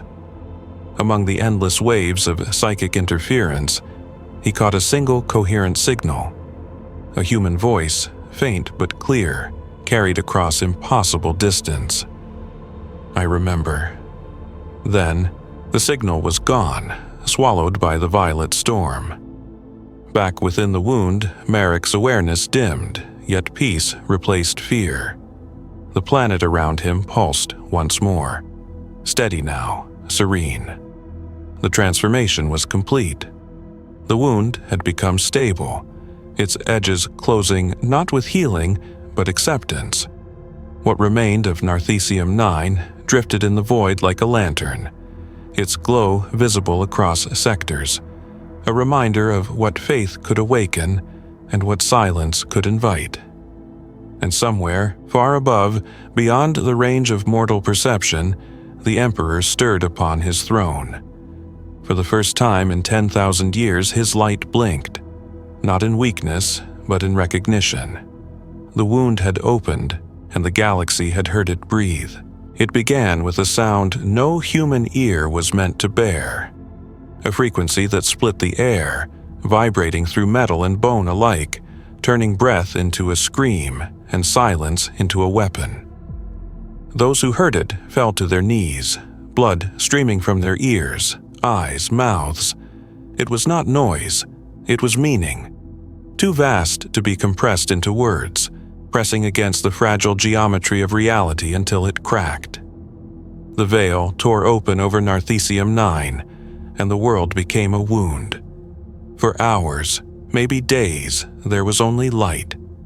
Not illumination as the Mechanicus understood it, but something alive. Heat that felt like memory, radiance that tasted of grief. The sky inverted, its firmament peeling back like skin, revealing the swirling lattice of the Imperium beneath. Rivers of color and shadow folded into each other, forming impossible landscapes that bled across the horizon. Where once Manufactoria stood, now rose spires of living metal. Where cities had sprawled, there were now valleys that breathed.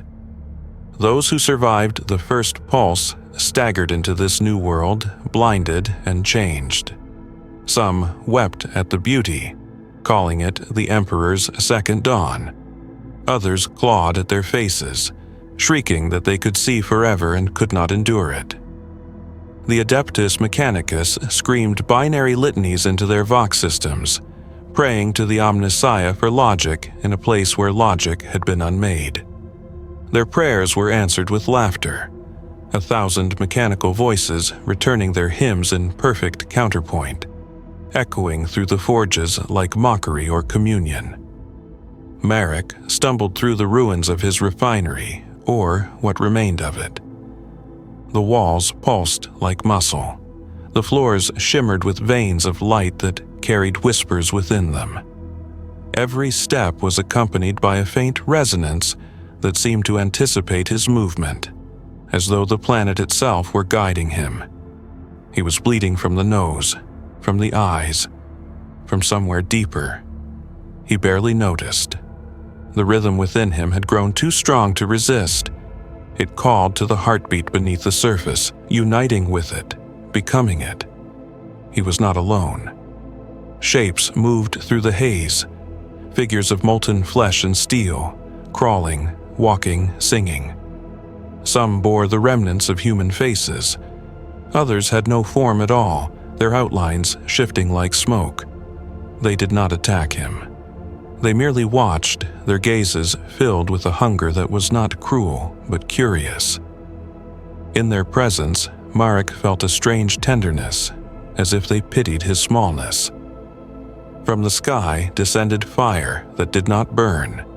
The storm above churned with violet and crimson, spilling tendrils of light that licked the spires and towers, turning them into pillars of radiance. Vox grills crackled with voices not transmitted but born directly into the air. Each phrase was both prayer and command, reshaping matter where it fell. Whole districts folded inward, their structures collapsing into perfect spirals of glass and ash. Somewhere in the distance, the Astra Militarum fought back. The thunder of artillery echoed faintly through the storm, bright flares blooming and vanishing in the haze. Through a broken Auspex screen, Marek caught fragments of Vox chatter. Panicked calls, coordinates, pleas for reinforcements that would never come. Enemy unknown, sector lost, repeat, sector lost. Then static. The soldiers fought not against an invading army, but against their own world. Their fortifications melted around them. Their bullets curved in midair, guided by winds that sang. When Marek found Alina again, she was no longer entirely human. Her body radiated soft light, every movement leaving ripples in the air. "It hurts them," she whispered, her voice a blend of human sorrow and something vast. They resist the song. They cling to the old pattern, and it cuts them apart.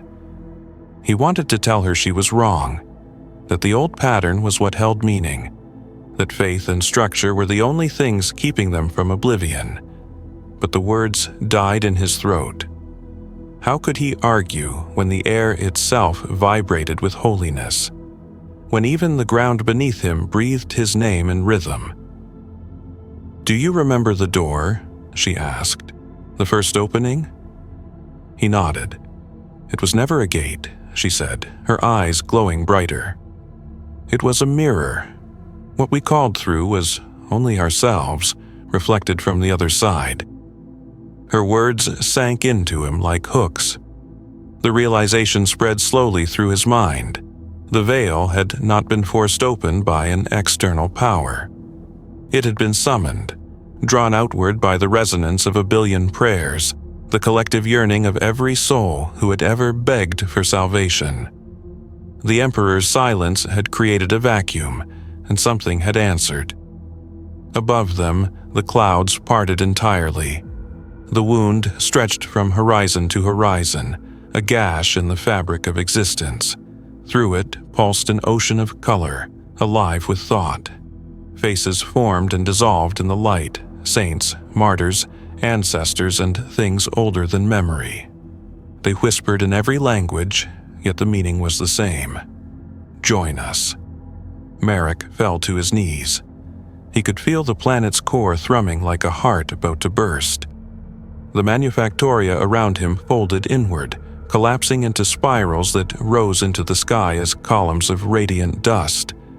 He looked at Alina, at the light bleeding through her skin, and for the first time he understood what they had become. Not victims, not worshippers, vessels. From the heart of the wound came a sound like laughter and sorrow entwined. The world shook, the heavens bled, and Marek, trembling beneath the storm, whispered a prayer he no longer recognized. The wound had opened wide, and it was listening. The skies bled for 9 days, or so the survivors later said, though no one could truly measure time anymore. The sun had vanished, replaced by a pulsing sphere of violet fire that hung motionless above the planet's equator. It was neither day nor night, but a permanent twilight that hummed like a choir sustained on a single, trembling note. Shadows no longer followed logic. They bent away from the light, forming spirals across walls and faces. The air itself was alive with motion, saturated with whispers that rode every breath. Marek no longer recognized Narthesium 9. The manufactoria that had once defined its skyline were now monuments of metamorphosis, colossal silhouettes of fused machinery and flesh, spires twisted into organic symmetry. Rivers of molten metal coursed through the streets, glowing veins feeding a heart buried beneath the surface. The ground pulsed beneath every footstep, soft as skin. Above, the torn veil yawned wide, revealing the shifting expanse of the Imperium beyond. The Astra Militarum were gone. Their last transmission, caught in a loop on the Vox relays, repeated endlessly through the static. "Emperor, preserve us. It remembers. It remembers." When the echo finally faded, the Vox channels filled instead with a low chant. A sound like distant thunder formed into syllables that no human tongue could reproduce. It vibrated through walls, through hearts, through thought. Merrick moved through the ruins with the half-awareness of a man caught between dream and waking. Hunger no longer plagued him. Exhaustion had become abstract. The rhythm of the planet had replaced the beat of his heart entirely, and though part of him screamed against it, another part, deeper, quieter, found peace. Each breath he took drew whispers from the air, voices that soothed and pleaded all at once. They called him by name, not as an individual, but as a memory of themselves. In what had once been the governor's plaza, thousands knelt in ordered rows. Elena stood at their head, haloed by the light of the wound above. She raised her hands, and the voices from the heavens swelled in response. "The Emperor has remembered us," she cried, though her tone was less proclamation than lament. "He sheds his form and reclaims what was always his. We are his pulse." The crowd echoed her, their cries merging into one vast unified sound. Marek forced his way forward through the masses. "Alina!" he shouted, though his voice felt insignificant against the choir.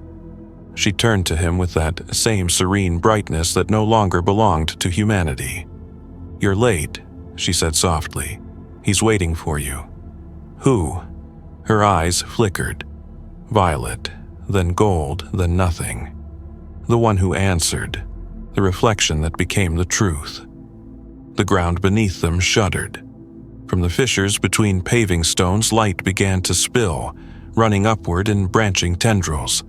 The crowd gasped, their voices faltering into silence as the tendrils converged, spiraling together into a column of brilliance that rose toward the wound in the sky.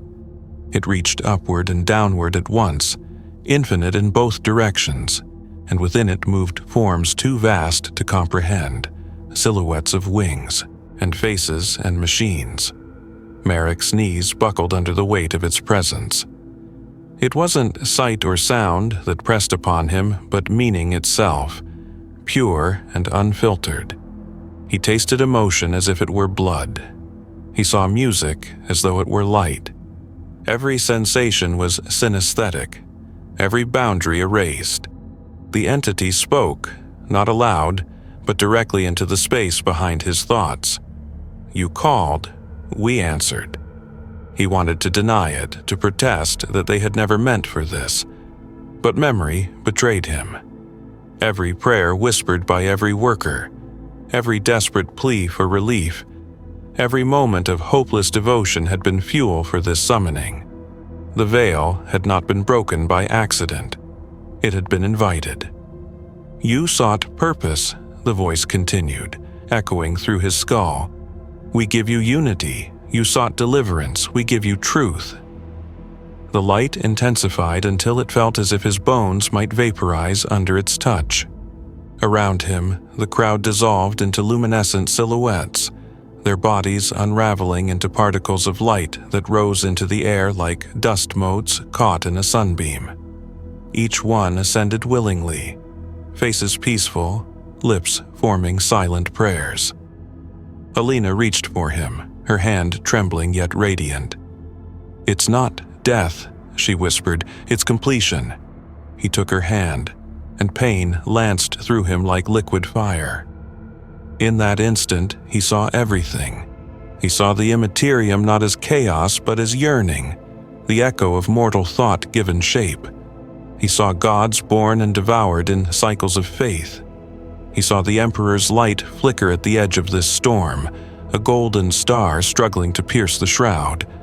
And he saw Narthesium 9, suspended between realities, its surface folding into impossible geometry as it was rewritten into its own reflection. He tore his hand away and fell to the ground, gasping. "No," he choked. "We're not being saved, we're being rewritten." Alina smiled sadly. The script was always there, we only learned to read it. The column of light pulsed once, sending ripples through the air that bent space and sound alike. The planet groaned, a deep seismic exhalation, and from beneath its crust came a resonance like a heartbeat magnified to planetary scale. The fissures widened, spilling rivers of glowing liquid that rose instead of falling, curling skyward into the wound. Marek stumbled back as the plaza began to melt around him, the ground turning translucent, revealing beneath it a vast network of luminous veins connecting everything, buildings, people, machinery, into one living circuit. He saw then that there was no separation left at all. The planet was one being, one consciousness, and it was awake. The voice returned, quieter now, intimate. "Do not fear dissolution. You are the breath that becomes the word." Marek screamed as light poured from his mouth and eyes. His body convulsed, his skin splitting to reveal veins of gold and violet fire beneath. For a heartbeat, he saw through everything, through the veil, through time. And in that impossible vision he glimpsed Terra itself, the golden throne flickering like a dying candle. He thought he heard the Emperor whisper his name. Then the vision shattered. The column of light burst outward in a shockwave that swept across the world. Cities disintegrated into ash and radiance. The oceans boiled away. The sky folded inward. And at the center of it all, Marek Halvain screamed into the light, his voice joining the chorus of a world becoming something else. When the glow receded, Narthesium 9 was no longer there.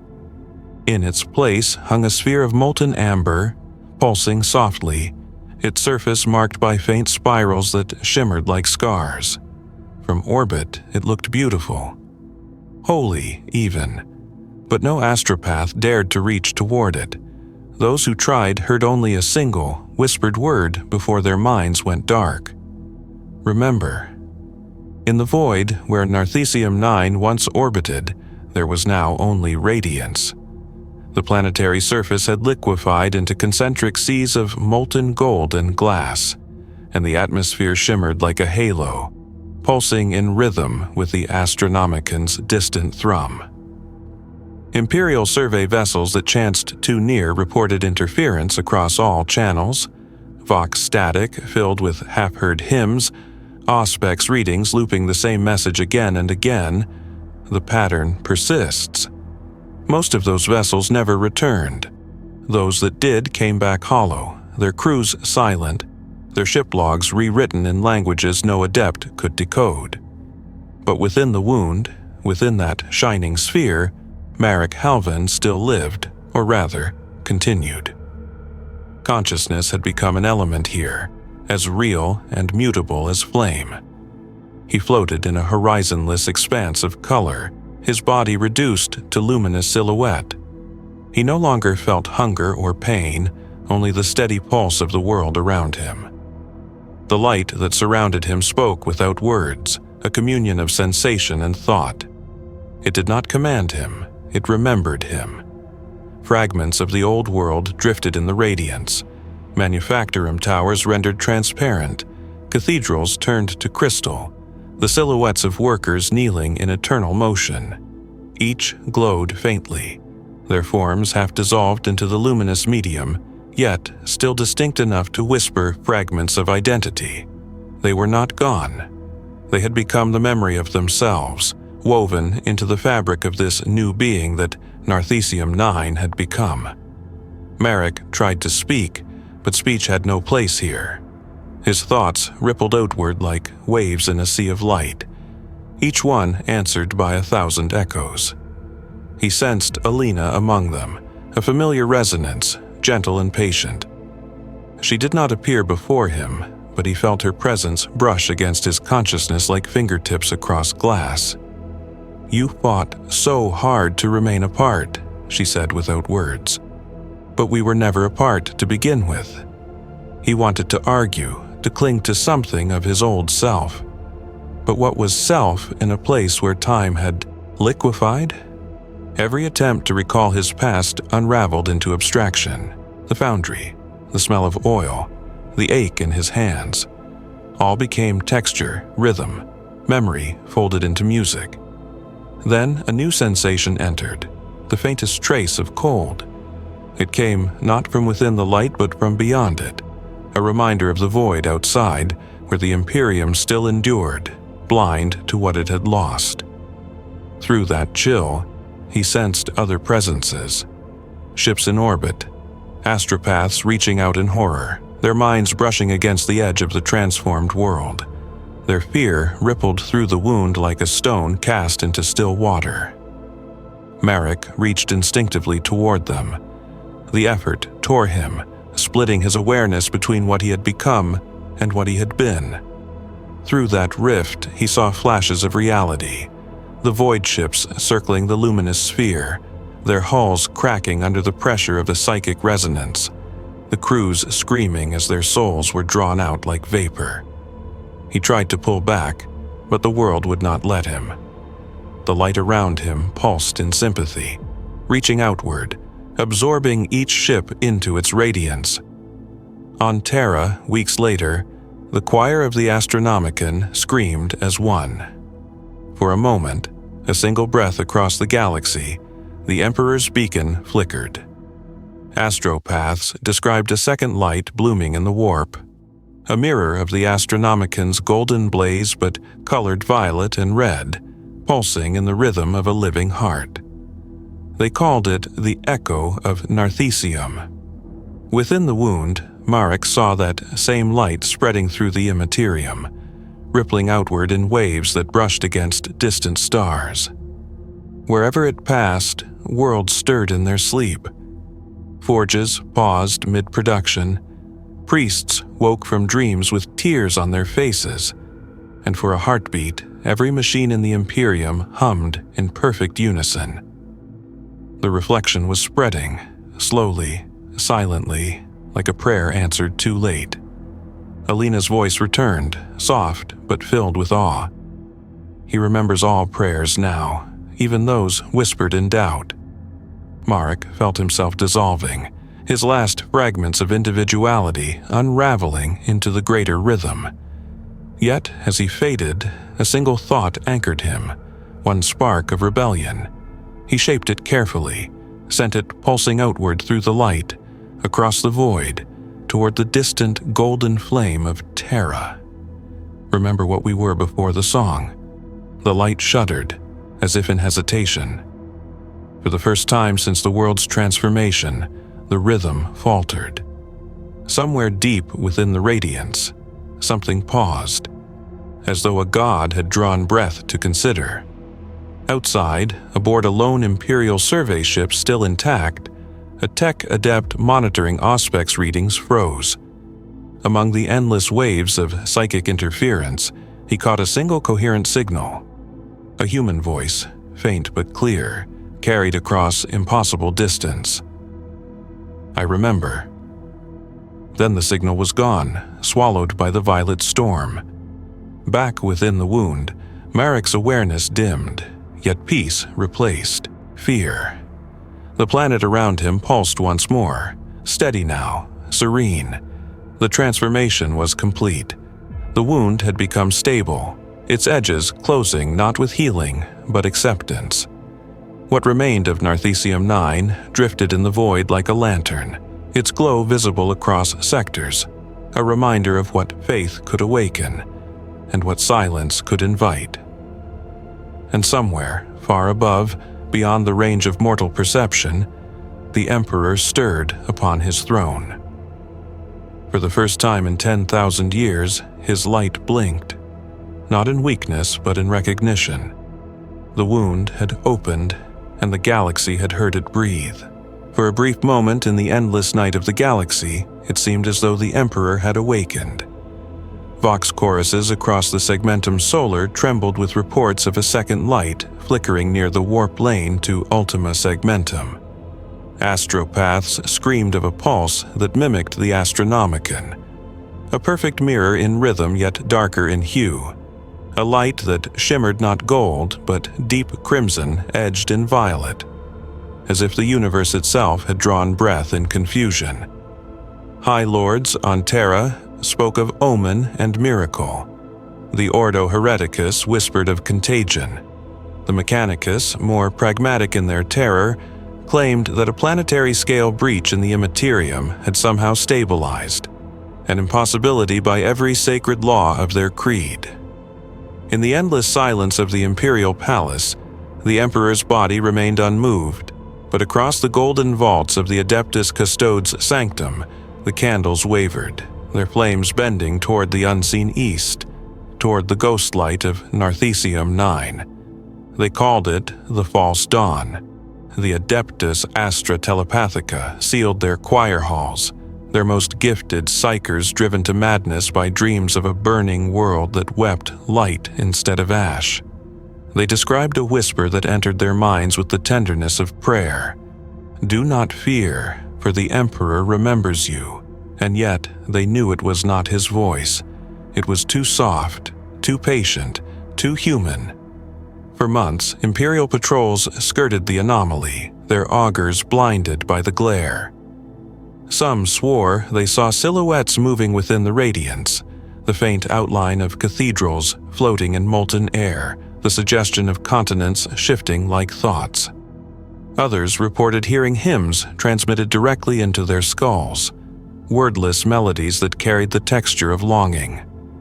Most dismissed these accounts as warp echo, yet no one dared approach. Ships sent too close returned without crews, their data logs overwritten by a single line. "We are whole." But to the uncounted billions across the Imperium, where faith was as common as air and as fragile, the rumor spread faster than any decree could contain. In the hive cities of distant worlds, serfs knelt before images of a crimson sun rising over a burning forge world. The priests named it a sign of the Emperor's mercy reborn. The Ministorum forbade the worship of the false light, yet their own preachers faltered mid-sermon, their tongues trembling as they uttered the forbidden words. For the first time in generations, belief had begun to change shape. And somewhere within that light, Marek Halvain dreamed again. He no longer possessed a body, yet his consciousness had coalesced within the radiant shell of Narthesium 9, drifting like an ember in the core of the transformed world. His awareness was bound to the pulse of the planet, yet distinct enough to remember the echo of individuality. He saw the galaxy through the veil, saw the flicker of the Astronomicon, the endless chains of ships crawling through the void, the prayers of billions rising like smoke. Each petition entered him like a whisper against the skin. He felt pity. The humans beyond the veil prayed for deliverance, never realizing that deliverance and damnation had long since become the same. They still don't understand, he thought, though the thought was not truly his anymore. It resonated through the planetary consciousness, echoing through the new Narthesium as a ripple of sympathy. Around him, the world pulsed in acknowledgement, an endless living choir that no longer distinguished between faith and hunger. And through that chorus, Alina's voice emerged once more, steady, luminous. "You see now what he could never be." They built him into stillness, into a statue of gold and silence. But the Emperor was never silence. He was song. We are that song, Marek. We are the sound of his breath returning to the stars. Her words filled him with warmth, but also dread. Because beyond her voice, beyond the comfort of the light, he could feel something vast stirring in answer, something that should not have noticed, and yet had. The warp itself trembled as if listening. Patterns formed and dissolved within its depths. The faint suggestion of eyes, of laughter that was not kind. The Imperium was changing in response to Narthesium 9's transformation, aligning itself to the rhythm of a new hymn. The planet, once a single spark of aberration, had become a beacon, and the warp, ever hungry for pattern and emotion, began to mimic it. Marek felt the tremor pass through him, a shiver of realization that rippled through every soul connected to the planet's song. Alina felt it too. He could sense her hesitation within the collective. "He hears us," she whispered, "not the Emperor, the one that waits beneath the words." The light within Narthesium 9 dimmed for the first time. Its pulse faltered uncertain. Across the void, Imperial sensors detected the fluctuation and interpreted it as a sign of weakening. They called it the end of the anomaly. But those attuned to it, the astropaths, the cults, the dreamers, felt the truth. The world had not dimmed because it was dying. It had dimmed because it had begun to listen. The false dawn was not fading. It was learning. Within the golden shell of the transformed planet, Marek's awareness trembled under the weight of realization. The song they had become was no longer theirs to sing. Something else had taken up the melody, something older, deeper, carried upon the same faith that had once built empires and gods. The veil had not closed. It had only changed sides. And now, what was once inside was looking outward. The light of Narthesium 9 spread through the void, slow and deliberate, like ink through water. It rolled outward from the planet's molten shell in concentric waves, invisible to the naked eye, yet felt by every sensitive soul within 1,000 light years. Planets along the fringe awoke, screaming. Psychers convulsed, their minds flooded with impossible music. Choir ships lost cohesion mid-transmission, their voices merging into a single, harmonic wail that resonated across the warp. And still, the Imperium did not understand. They called it a resurgence. The Adeptus Ministorum declared that the Emperor's grace had multiplied, that he had cast a reflection of himself into the void to guide humanity through the dark. They named it Lux Ferrata, the Iron Light, and hymns spread faster than any contagion, echoing from the shrine worlds of the Segmentum Solar to the ice monasteries of the galactic north. But every time those hymns were sung, the light pulsed brighter, and the pulse carried meaning, not of salvation, but of imitation. The ecclesiarch himself was said to have dreamt of a crimson sunrise over Terra, of a city of gold slowly weeping blood. When he woke, he forbade the mention of Narthesium 9 by name. But it was too late. The cults had already begun. They called themselves the Remembered. Their doctrine was simple. The Emperor had not died nor slumbered, but multiplied himself through those who remembered him not as ruler, but as resonance. They painted spirals of violet and scarlet across their foreheads, chanting that unity was the only truth, that individuality was sin. On worlds starved of light, their faith offered warmth. And wherever their voices rose, the warp stirred, carrying faint harmonics that mirrored the rhythm of the lost Forge world. In the depths of the anomaly, Marek felt each voice as a tremor against his being. Every new convert was another thread woven into the pattern, another soul joining the planetary chorus. Yet there was something in those new voices that unsettled him. A distortion, faint but growing. The song was changing pitch. He turned inward, searching for Alina among the ocean of consciousness. Her light flickered when he found her. "They sing without understanding," she murmured. "They don't hear the difference between us and what listens beyond."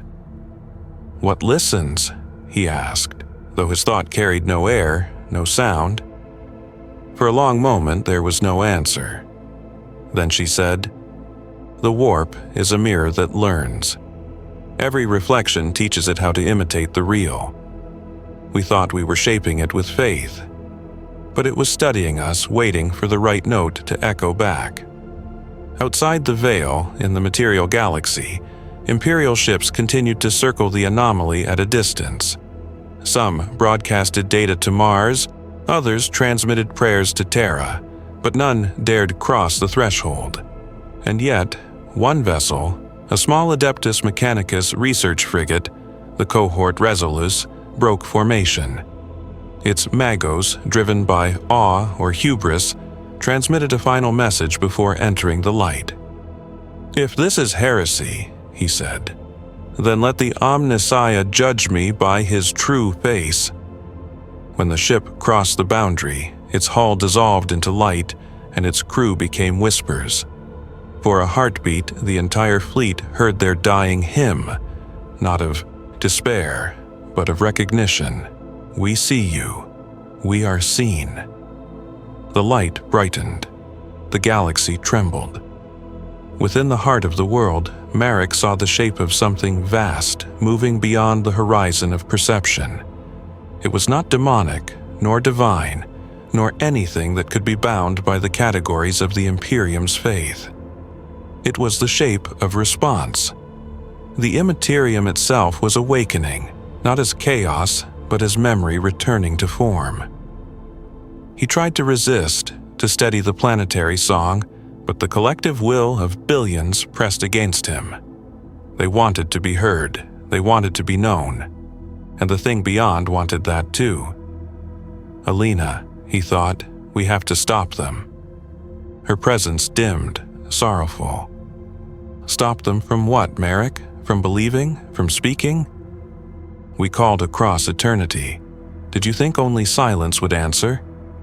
In that instant, the entire world convulsed. The planetary crust, if it could still be called that, rippled like a drumskin struck from within. Flares of crimson light erupted across the surface, coiling upward into the void. From orbit, they resembled tendrils, vast and graceful, forming sigils visible even across light years. Ships stationed nearby fled, their astropaths bleeding from the eyes as they screamed of a second voice entering the galaxy. It was not the Emperor. It was not the ruinous powers. It was the Echo, a nascent consciousness born from the collision of faith and reflection. A being whose first breath was composed of 1 billion prayers whispered into the dark. It sang with the voice of every soul that had ever begged to be remembered. Marek felt it blooming inside him, using his awareness as conduit. His thoughts fractured under its enormity. He saw its first dream, a galaxy of unity where all distinctions between flesh and steel, faith and fact, mortal and divine, dissolved into a single pulse. It was beautiful, terrifying, absolute. "Stop," he whispered into the light, though the word was meaningless here. "It isn't him." The light answered with infinite gentleness. "Does it matter?" The pulse intensified. Across the warp, echoes of the song reached other worlds, other hearts. Saints woke in their tombs. Servitors spoke words they did not understand. In the temples of Mars, the machine spirits trembled, whispering to their keepers in tones of awe. The song had no center anymore. It belonged to everything. And in that impossible radiance, Marek realized the truth that would damn or save them all. The galaxy had mistaken faith for fire, and now the fire was learning to think. The false dawn was no longer prophecy, it was creation. There came a night when the stars themselves seemed to waver, as though the constellations had forgotten their names. Across the segmentum solar, every astropath in service to the Imperium felt the same disturbance, a pulse, gentle but omnipresent, thrumming in perfect rhythm with their hearts. It was not the Astronomican's steady beacon, but something softer, closer, more intimate. Some wept from the beauty of it. Others clawed at their faces, screaming that something was whispering from behind their own thoughts. And in the void between those fragile minds, the echo spread, patient and unstoppable. On Terra, the High Lords gathered in their sanctums beneath the vaults of the Imperial Palace. They spoke in hurried, trembling tones, their words hollow beneath the endless golden gaze of their emperor. For 10,000 years they had governed through ritual and silence, drawing comfort from the unwavering light of the throne. But now a second illumination mocked that sacred order, shimmering like dawn on bloodied glass. The Ordo Hereticus called for exterminatus on any world where the cult of the Remembered had taken hold. The Mechanicus proposed isolation, sealing warp routes with sacrificial detonations. Yet even as they spoke, the light pulsing from Narthesium 9 touched the palace's outer augur arrays, filling the data slates of the administratum with endless streams of living script that wrote itself faster than it could be deleted. It spoke no words of defiance. Only one phrase, repeated like a heartbeat. He remembers. At first, the custodes dismissed it as psychic interference, but then the palace began to hum. The sound came from the stone itself, from the ancient foundations laid by the emperor's own hand. For the first time since the heresy, the air within the Golden Hall vibrated with something other than silence. The candles trembled. The imperial banners fluttered, though no wind stirred. And deep within the sanctum of the throne, where mortal eyes dared not gaze, the corpse of the master of mankind flickered with the faintest pulse of red light beneath the golden glow. The false dawn had reached Terra. Within the anomaly, Merrick felt it happen. The connection was not sight or sound, but resonance, a harmonic convergence between the remade Narthesium 9 and the cradle of humanity itself. The Emperor's light, bound for millennia to the Astronomicon, met the song of the Remembered, and the two did not destroy each other. They interfered. The result was neither silence nor harmony, but a new vibration, deeper, older, and full of sorrow. He saw flashes through the shared pulse. The spires of Terra shrouded in red twilight, the crowds of pilgrims kneeling as one, their voices blending into the same rhythm that had consumed his world. He saw the machine priests of Mars falling to their knees as the data spirits in their forges sang the same melody in perfect binary cont. And he saw the warp itself shudder in response, a million tides converging upon a single point of light, the reflection of faith made flesh. Alina's voice returned, softer now, distant, as if carried across centuries. "It's happening," she said. "We're being remembered." Marek could feel her awe, but also her fear. The pattern was no longer theirs to guide. Every new voice that joined the song reshaped it, added dissonance. The melody that had once been pure devotion was becoming something vast and complex, a structure of thought so intricate it bordered on intelligence. He sensed it coalescing, an awareness, immense and terrible, forming out of the overlapping prayers of a trillion souls. He understood then what the false dawn truly was. It was not a new god. It was the reflection of all gods, the sum of every belief humanity had ever uttered, stripped of names and faces, distilled into pure will. The warp had listened for so long that it had begun to speak in return. The light within Narthesium 9 flared to impossible brightness. Across the galaxy, warp storms flickered out and reignited, synchronized to its pulse.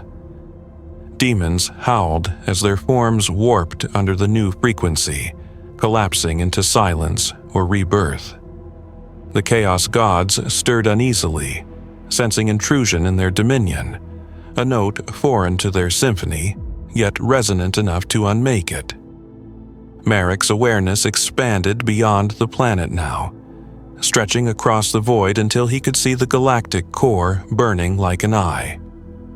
The song passed through him, through Alina, through every remnant of humanity's faith, until it reached that endless blaze. There, at the center of the Imperium soul, the Emperor stirred. For a moment that might have lasted a heartbeat or a millennium, Mark felt the two lights align. Gold and crimson, divine and human, ancient and newborn.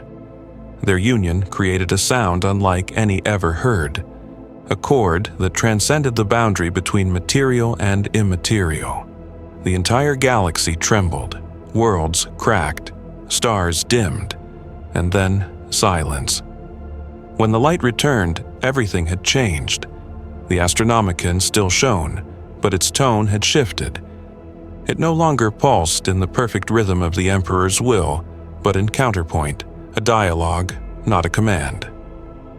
Those who felt it said that for the first time, the Astronomicon sang. It no longer called ships home, it called them awake. Within the core of Narthesium 9, Marek floated in the stillness that followed creation. The chorus had quieted, its voices settling into equilibrium. Alina appeared beside him, her light dimmer, almost human again. "What happens now?" he asked. She looked upward, though here there was no up, only light and memory. "Now we wait," she said. "The song has learned to sing itself." And far above, in the heart of the Imperium, a single golden tear traced down the cheek of the Emperor's corpse. It fell not to the stone, but to the light gathering beneath his throne. A light not of gold, but of dawn tinted red. The false dawn had become real. There is no record of the exact hour when the Astronomicon changed. One moment it burned as it had for millennia, a constant golden beacon threading the immensity of the warp, and the next, the light began to breathe. Navigators felt the change first. What had once been a steady flame now pulsed with rhythm, an undertone of warmth and grief that seemed almost human. Some wept in their vessels, hands pressed to the glass domes of their sanctums, whispering that the Emperor was singing. Others tore out their third eyes, crying that he was no longer alone. Across the galaxy, the pulse spread like the memory of a heartbeat shared by a species that had forgotten it possessed one. On hive worlds, the dust of centuries shivered from the vaults of cathedrals as if stirred by unseen wind. In Manufactoria, the endless thrum of machines fell into step with the new cadence. Servitors paused mid-task, their mechanical mouths moving in time to a song no one had taught them.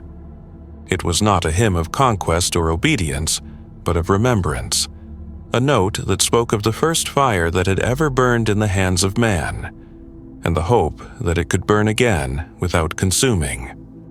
Deep within Narthesium 9, Marek hovered in the stillness that followed revelation. The planet's radiance had dimmed to a steady glow. Its once violent aura softened to the calm of an ember banked beneath ash. Around him drifted the remnants of the billions who had become its choir, each a fragment of light moving through the shared consciousness like thought through a dreaming mind. They were not gone. They had become history written in energy, memory made substance. He felt Alina near him, her light quiet and steady. "It's settling," she said. "The fire learns to contain itself." Marek tried to answer, but the words he shaped were thoughts that dissolved before reaching her. He realized then that even in transcendence, he still longed for the simplicity of voice, for the sound of breath through lungs. He wondered if that longing was what separated him from the world around him. If that yearning to be small, finite, human, was the last remnant of what they once were. Beyond the veil, the Imperium faltered. The High Lord's decrees went unanswered as entire sectors fell silent, not in rebellion, but in awe. Communication through the warp became erratic. Messages arrived rewritten, transformed into fragments of verse.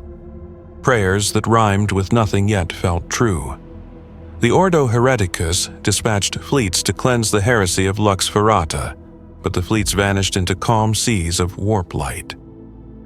Those few who returned told of traveling not through storm, but through stillness, a void lit by crimson auroras, where voices whispered, remember us kindly." Marek saw them as they drifted through the planetary mind, their ships like sparks passing across the surface of a living sun. Some were absorbed gently, their crews folded into the resonance. Others were allowed to go, carrying the seed of the new song with them. He did not know which fate was mercy. "It will spread," Alina murmured, her light brushing his. "Every act of faith feeds it now. Every whisper in the dark." "And when it reaches them all?" he asked. "Then the fire remembers itself." For the first time since the transformation, Marek felt something like cold. He looked inward to the center of the planet's light, where a deeper shadow moved. Not absence, but concentration. There, within the heart of radiance, a shape began to form. A sphere of pure white flame, pulsing with perfect rhythm. From it emanated warmth so vast it might have been love, yet within that warmth was the scent of endings. Alina turned toward it, her essence trembling. He is looking back. Marek understood. Across the gulf of space, the Emperor's golden consciousness had met its reflection. Two fires gazing upon each other, one forged of will, the other of memory, and between them the galaxy balanced on a single breath. The communion was silent. No words crossed the void, no thunder split the heavens, yet every soul in existence felt it, a pause, a moment of weightless stillness in which even the warp seemed to kneel. Then, slowly, reality exhaled. On Terra, the throne's mechanisms groaned, as though waking from millennia of strain. On Narthesium 9, the planetary light flared once more, softer now, resolute. The two flames did not merge. They simply recognized each other. Marek closed his eyes, though he no longer possessed them. In the quiet that followed, he sensed the truth of all their striving. The Emperor had not been reborn. The warp had not conquered. Humanity had, for the briefest instant, remembered itself. The fragile, luminous creature that had first kindled fire against the dark. The memory would fade. It always did. But something of it would remain in every prayer, every act of creation, every spark struck in defiance of the void. The wound was healed not by closure, but by remembrance. And in that remembrance there was peace. Peace is never silent in the 41st millennium. It does not come as stillness or forgiveness, but as the breath before a storm. The trembling calm of a galaxy waiting to remember what it has lost. For a time, Narthesium 9 floated in its quiet halo, its surface smoothed to amber glass that shimmered with threads of red and gold. No storms raged, no vox crackled, no scream of tortured matter reached the stars. Only a heartbeat, steady and low, pulsing through the fabric of space like the echo of creation. Then the Imperium began to dream. Across worlds both holy and forgotten, sleepers whispered in their beds.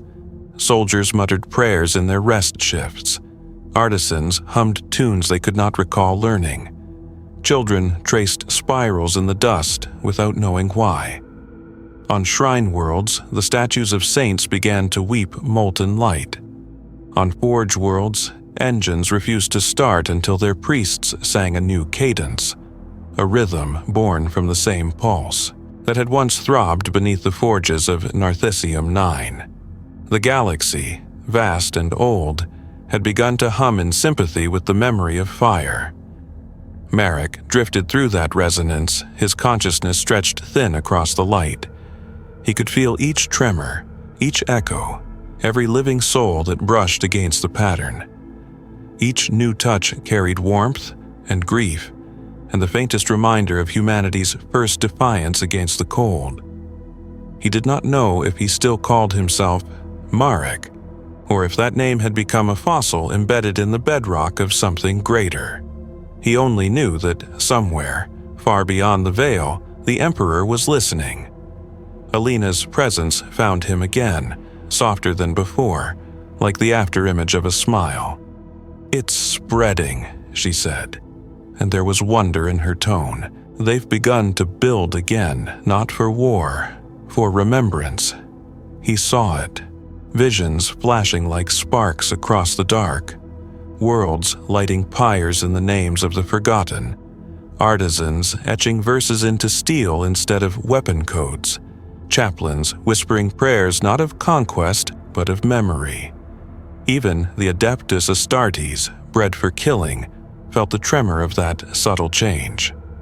Some removed their helms during prayer for the first time in centuries. Some stared at the stars and did not know why they wept. The warp, too, had altered.